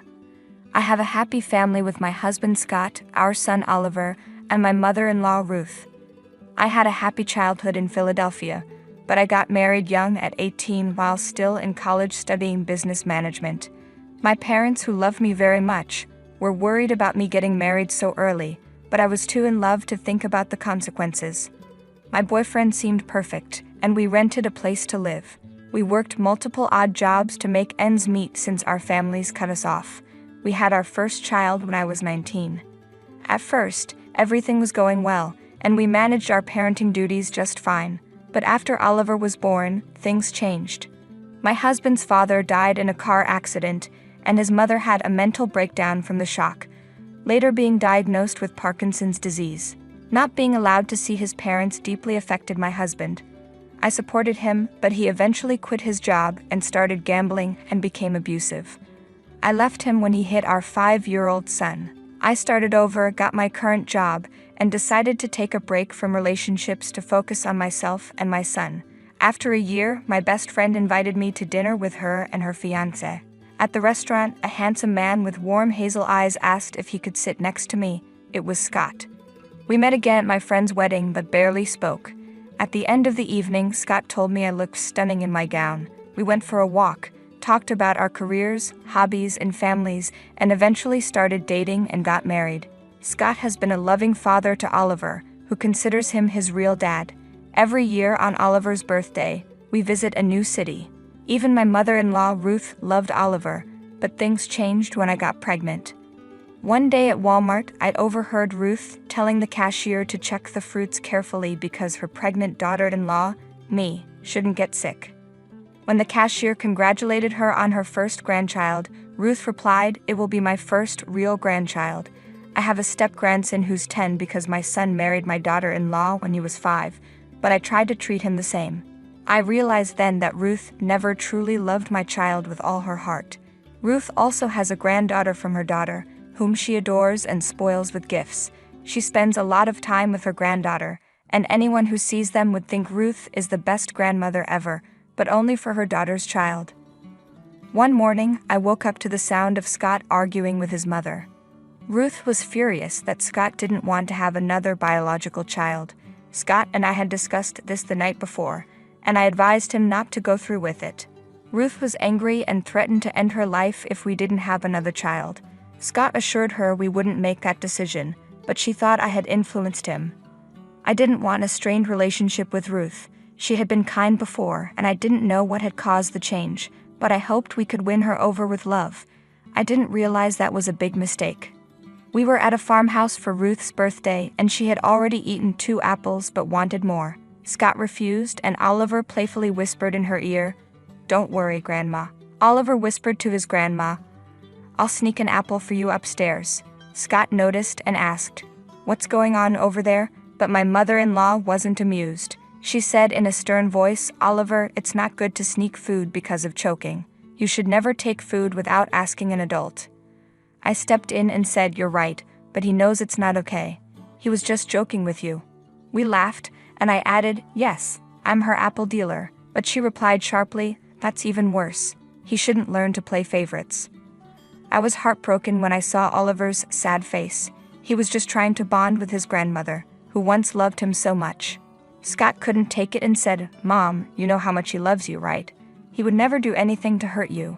She responded, "Yeah, I'm sure you love him very much." One day, I was cuddling with Oliver when she saw us and exclaimed, "Alice, what are you doing? You're pregnant, and you're crushing your belly. It's not good for the baby. Don't do that before your delivery." I wondered if that was really true but decided to stay quiet to avoid any drama. Things got worse on Oliver's 12th birthday. Scott wanted to throw a big party, and we invited many relatives, colleagues, family friends, and all of Oliver's friends. As we were about to cut the cake, my sister-in-law's daughter came crying to my mother-in-law, who was standing next to me. She claimed that Oliver had hit her and pushed her to the ground. My mother-in-law's anger flared up. I could see she was losing control. Before I could calm her down, she went up to Oliver and slapped him without asking what happened. "You've got a lot of nerve, causing trouble on your birthday. Get out of the house," she yelled. Oliver flinched from the slap and ran out of the house crying. I followed him. After some time, I came back and shouted at her, "What are you doing? It's his birthday. At least hear what he has to say." She snapped back, "Stop siding with your son. I've tolerated him enough. He's forgotten where he comes from." Scott, trying to defend Oliver, said, "Mom, you even know what the fight was about. They argued about you." She told Oliver he's not her real grandson and mocked him until he pushed her. My mother-in-law glared at me. I said, "I don't condone his behavior, but I wonder where she learned this from." My mother-in-law was speechless for a moment, and that's when we finally discovered why she treated her grandchildren differently. She said, "It's normal for me not to feel the same affection for him because he wasn't born for my son. The children of my biological children will always be dearer to me than your son. I'm going to love your baby more. That's just how most grandmothers feel, even if they don't say it." I couldn't believe my ears. It felt like a shocking revelation, leaving us all stunned. I couldn't understand where she got this old-fashioned idea. Who influenced her to think this way? Her reasoning left us speechless. Oliver later told me that his grandma used to tell his sister that his brother or sister would be mommy and daddy's real child. I asked him what else grandma had said, and he told me she kept reminding him that his sister wasn't really his sister. I noticed my mother-in-law looked away with a hint of guilt. Now Oliver believes he's extra special to us because we don't want him to feel less important, even though his younger sibling is going to be grandma's favorite grandchild. I confronted her. "What have you been telling him?" She replied, "I didn't lie. It's the truth, and he needs to realize it." Unfortunately, Scott was away on a business trip when all this happened. The next day, I told him everything. He said, "I'm not surprised at all. She's always been cold towards him, sometimes acting like he doesn't exist." I remember she wouldn't even wish him a simple happy birthday, let alone give him gifts.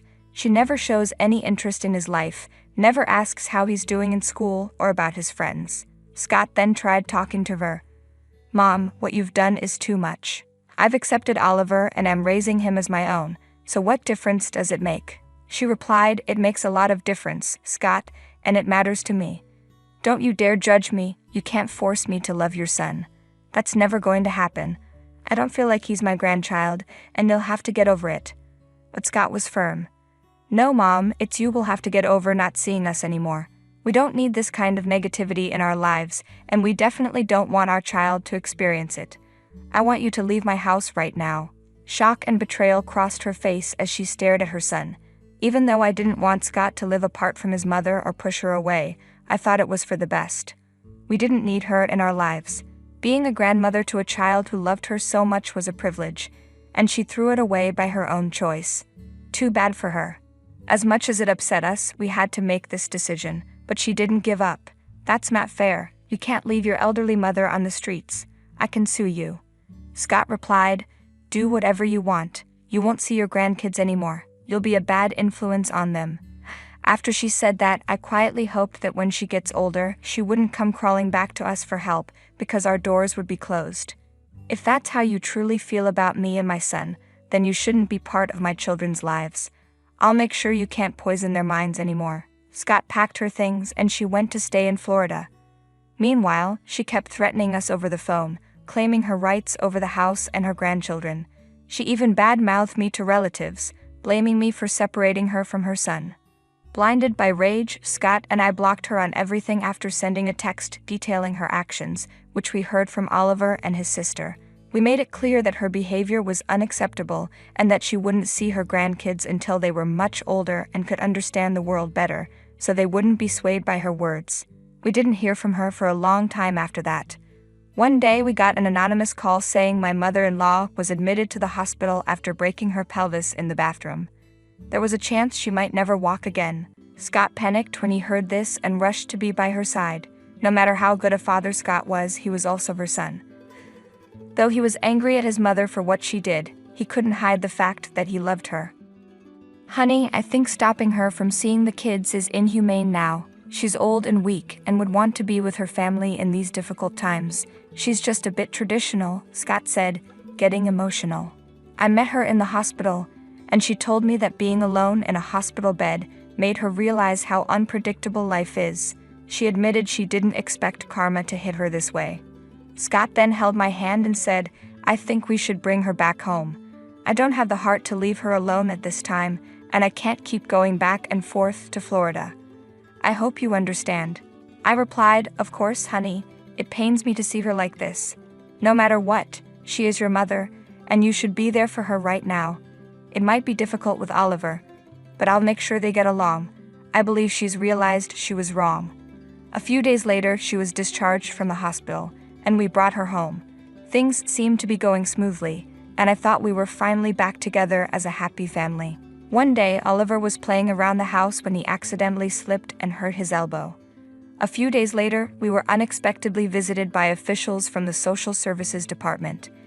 They said they had received a complaint that my husband and I were neglecting Oliver because we were excitedly awaiting the arrival of our new baby.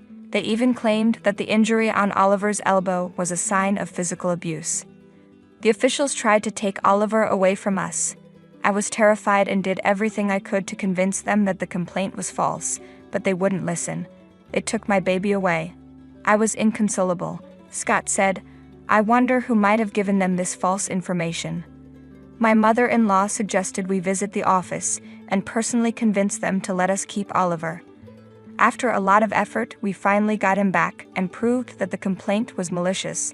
But as we prepared to leave, Oliver softly mumbled to me, "Don't leave me with Dad, Mama. I'm scared of him." This shocked me since Oliver had never said anything like that before. Scott was also surprised and tried to hug Oliver, but he pulled away. One day, when I found Oliver alone, I asked him about it. "Oliver loves his mama, doesn't he?" I asked. "Yes, Mama," he replied. "And he never lies to me. So will he answer honestly?" He nodded. "Why are you scared of Daddy, honey? Did he say something?" "No. But Grandma said that once the baby is here, Daddy will throw me out of the house." I was devastated. We had given her another chance to be part of a happy family, and she had ruined it. I realized she could never truly accept us. I also had a strong suspicion about who might have contacted social services with the false complaint, but I decided to talk to Scott first instead of confronting her. However, fate intervened. Ever since her accident, my mother-in-law had been using a wheelchair. That evening, she was preparing coffee when she accidentally spilled hot water on her leg. She screamed, "Help me, Mother of God," and to my surprise, sprang from her wheelchair and rushed to the kitchen to get some ice. Coincidentally, Scott had just returned from work. We both witnessed her walking, revealing that she had been faking her injury to get back into our home. "Mom, you can walk?" Scott asked, shocked. She froze and slowly turned around. Oh, the impact of the hot water must have helped me walk again. What a miracle. But Scott wasn't convinced. "This is sick, Mom. How could you stoop so low? I idolized you as a child, and this is how you repay me? Just because you despise a little child so much." I had never seen Scott so angry and hurt. "I trusted you and wanted to take care of you after what happened, but this is how you pay me back.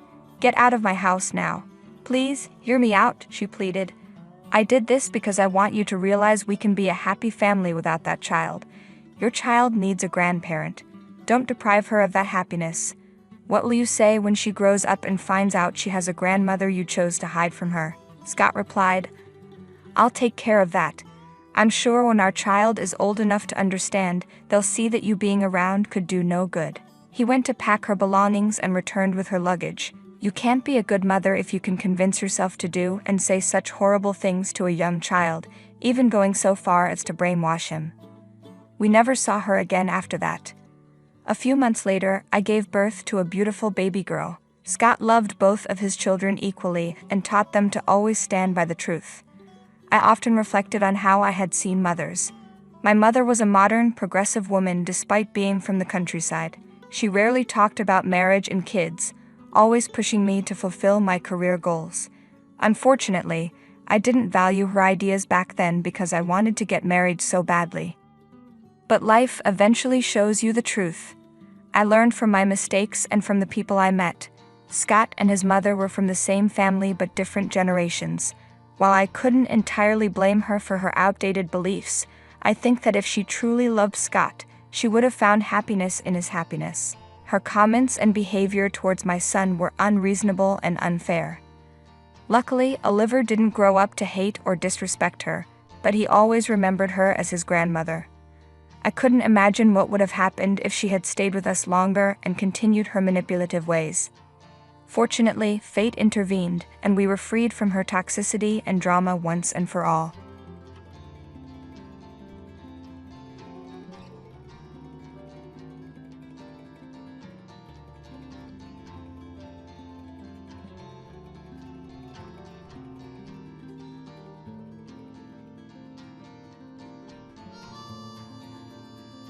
My name is Layla, a 28-year-old housewife. My husband, Tham, works for a company, and we recently welcomed our long-awaited child, a beautiful baby girl named Elena. Our little family of 3 feels complete. Elena is so adorable that I could spend hours just staring at her. She looks just like you did when you were little, Layla, my mom often says. Seeing Elena brings back so many memories for her. Today, I invited my parents over to meet Elena for the first time. Tom, have your parents met her yet? I asked during breakfast. Tom hesitated before replying. No, they haven't. My parents aren't fond of children. They only had me because of societal expectations, and they made it clear they didn't want more kids. They're not interested in meeting Elena either. When I told them about her, they said not to bring her until she's an adult. Can you believe that? I was stunned. That's hard to imagine. I've met your parents a few times, and they didn't seem like the type. Is it really possible to dislike children so much that they wouldn't want to see their own grandchild? I'll send them a picture, Tom said, sighing. Maybe it'll change their minds. I'll keep trying to convince them to meet her. True to his word, Tom sent his parents a photo of Elena, but their response was lukewarm at best. As the months passed, Tom's efforts to persuade them continued, with little success. It's been almost 10 months since Elena was born, I said one evening. Have your parents changed their minds? Tom shook his head sadly. No, they're still against meeting her. I've tried everything, but they won't reconsider. I feel like a terrible dad for not being able to bring my parents around. I took his hand in mine. Tom, you're not a bad dad. Elena and I see how hard you're trying, and we love you for it. Right, Elena? I smiled at our baby, who was peacefully napping in her crib. Thanks, Layla, he said, his voice soft. I'll keep trying. While I admired Tom's persistence, I was growing tired of trying to cheer him up. If his parents didn't want to meet Elena, I was ready to accept it and move on, but I didn't have the heart to say that out loud, knowing how much it mattered to him. And what if Elena asked one day why she never met her grandparents? How could I explain their indifference to her? As Elena's first birthday approached, something unexpected happened, a phone call from my in-laws. Layla, it's been a while, Tom's mother began. Yes, it has. How are you? I replied cautiously. We're well. How is the baby? She asked. Her sudden interest in Elena caught me off guard. She's doing great, I said. Layla, did we do something to upset you? She asked hesitantly. No, not at all, I replied, confused. Other than not wanting to meet your granddaughter, everything has been fine. Then why haven't you let us meet her? She asked, her voice breaking. If it's hard for you to come here, we can come to you, or we can meet somewhere neutral, like a restaurant. Please, just let us see her, even if it's only once. I was shocked. You're saying, you want to meet her? Of course we do, she said, her voice trembling. Your father and I have been waiting to meet our first grandchild. We'll do whatever it takes to make it happen. Please, Layla. Her words left me speechless. Hadn't Tom told me they didn't want to meet Elena? I explained what Tom had said to me, and my mother-in-law sounded equally surprised. Just then, my mom, who was helping with Elena, overheard the conversation and suggested I hand her the phone. "Hello, this is Layla's mom. It's been a while," she said warmly. As the two mothers began talking, Elena started crying. I held her close, my mind spinning with questions. Why had Tom told me they didn't want to meet Elena? And how would this revelation change things for our family? As Elena began to cry, I stepped away to comfort her. When I returned, it seemed like the moms, my mother and mother-in-law, had reached some sort of agreement. They told me they had come up with a plan but insisted I keep it a secret from Tom until everything was carried out. A few days later, on Tom's day off, my parents came over for a small family get-together. "Elena just keeps getting cuter, doesn't she?" my mom said, smiling as Elena babbled away. "She's getting so good at talking too," my dad added. "She's so smart," I agreed, holding Elena on my lap. It's hard to believe Tom's parents don't want to meet such an adorable granddaughter. "They never liked kids to begin with," my mom replied, "but Tom has been working really hard to change their minds. Good for him." Ever since I discovered that Tom had been lying to both me and my parents, I'd started doubting everything he said. It was frustrating, to say the least, but today, it was all going to come to light. The atmosphere seemed cheerful, but I could feel the tension bubbling under the surface. Everyone was nervous, waiting for the big moment. "What are we waiting for?" Tom asked, oblivious to what was about to happen. Just then, the doorbell rang. I opened the door to see Tom's parents standing there. "Mom, Dad, what are you doing here?" Tom stammered, his face turning pale. "We're here to meet our granddaughter." "Of course," his mother said firmly. "Hurry and bring her out. But first, we need to wash our hands. Where's the bathroom?" Tom looked flustered, clearly caught off guard. For almost a year, he had been lying to everyone, and now his deceit was about to unravel. I decided to play along. "When did they change their minds?" I asked innocently. "They seem really eager to meet her now." Well, yeah," Tom muttered, avoiding eye contact. "I've been talking to them, and I finally convinced them to meet her." "Nice try, Tom," his mother said sharply, "but we know the truth. No matter what excuses you come up with, we're meeting our granddaughter today." After washing their hands, Tom's parents approached me with warm smiles. They were playing their part perfectly, pretending they didn't know the full extent of Tom's deception. "I never said you couldn't meet her," I said, feigning confusion. "What's going on? Why the sudden visit?" "What are you talking about?" his father interjected. "We've been wanting to meet her for so long, isn't that right?" At that moment, my parents walked in with Elena, who had been in the other room. "There she is," my mother-in-law exclaimed, her eyes lighting up. "Oh my goodness, what an adorable angel. Is this really our granddaughter?" Elena smiled, giggling as she reached for her grandparents. "She's such a sweetheart," I said, handing her to them. "I'm glad you finally got to meet her. Now we can all talk." Tom looked cornered. "What's going on here?" I asked, turning to him. "Why did you lie to both sides to keep them from meeting Elena? You owe us all an explanation." It was then that Tom's true motives came to light. He had been worried about the inheritance. As an only child, he had assumed everything would go to him. But after Elena was born, he realized she would have rights to a share. In his desperation to secure it all for himself, he had concocted a plan to prevent his parents from forming a bond with Elena. "You've been thinking about inheritance when your parents are still alive?" I said, appalled. "You kept them from their granddaughter for a year, because of money?" "That's beyond selfish," Tom stammered. "No, it's not like that. I was just following advice from my boss." "Enough," his mother interrupted. "Thanks to your efforts, we're going straight to a lawyer to make sure everything goes to Elena. While you're at it," I added, "don't forget another document you'll need to sign, the divorce papers." Tom froze. "Layla, no. Please don't do this. I can't stay married to someone who lies to everyone around him. It's only a matter of time before you try to manipulate Elena too." "I'm done. Mom, Dad," Tom pleaded, "will you still see Elena if Layla divorces me?" "Of course," his mother said coldly. "We're cutting ties with you, not our granddaughter."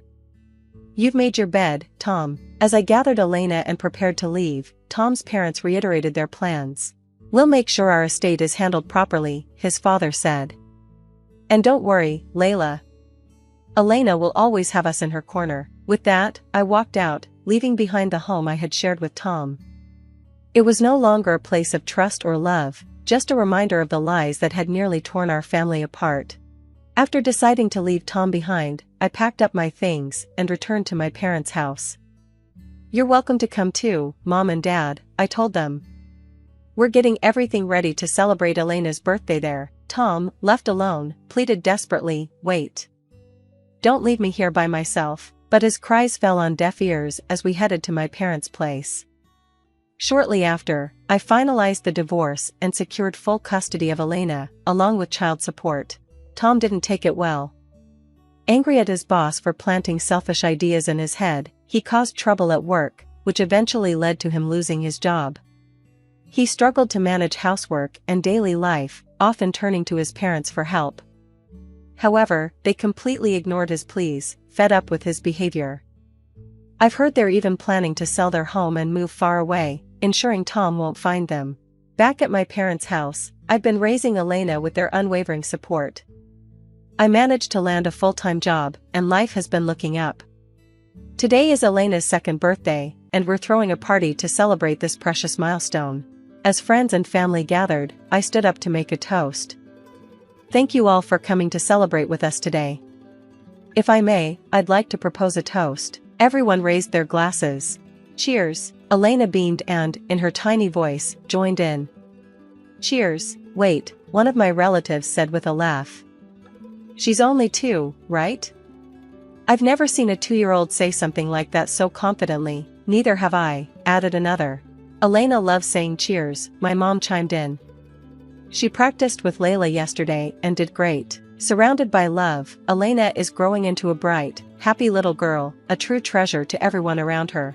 As I reflect on how far we've come, I feel nothing but gratitude for the love and support that surrounds us. The future feels full of possibilities, and I'm excited to see what's next in our journey. I arrived home, greeted by warmth and celebration. "Welcome back. Jel will be bringing her fiancé soon," my mom said. "Jel is getting married?" I said, still processing the news. "It doesn't feel real." That day, my sister Jel came home to announce her engagement. I also decided to visit my parents, eager to share my own exciting news. Jel's getting married, and now I'm going to be a mom too. So many happy events, I exclaimed.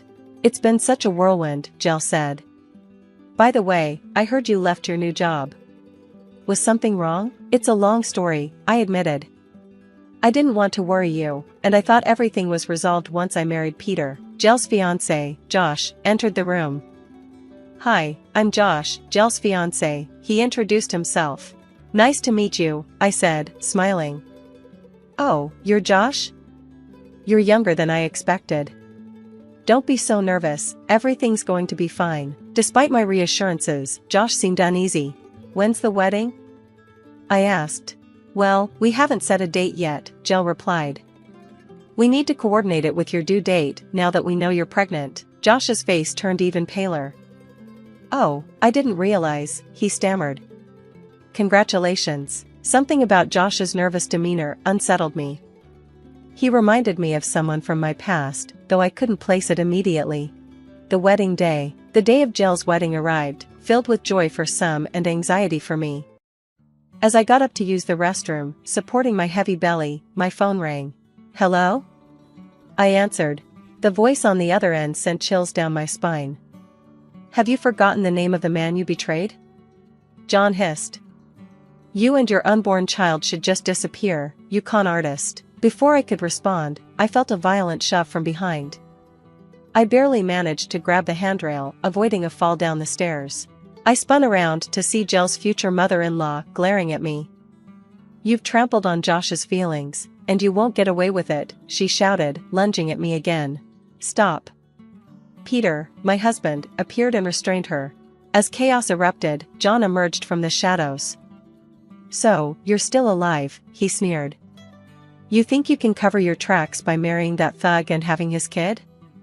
I'll make sure neither of you survives." John picked up an ashtray and aimed it at me, but Peter swiftly disarmed him, pinning him to the ground. The wedding descended into turmoil.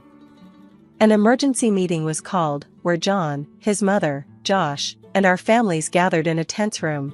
"I'm so sorry," Josh began, his voice trembling. But John slammed his fist on the table. Why are you apologizing? The one at fault here is her. He pointed at me, spouting delusional accusations. You promised to marry me, John ranted, but instead, you betrayed me and got pregnant by that thug. Peter calmly replied, enough. Your lies won't hold up. We have proof of your attempted murder. What proof? John scoffed. Jill stepped forward, holding a camera. Actually, we recorded everything. This footage shows your mother pushing Emma down the stairs. John and his mother went pale. We've already called the police, Peter added. Aftermath. John and his mother were arrested and later faced charges for attempted murder. Josh, who had been manipulated by his family for years, cut ties with them. He later visited us, tearfully apologizing for their actions. Meanwhile, Jill and I moved forward with our lives. I gave birth to a healthy baby girl, and Jill remained optimistic about her future. Though the ordeal left scars, our family grew stronger, united by love and resilience.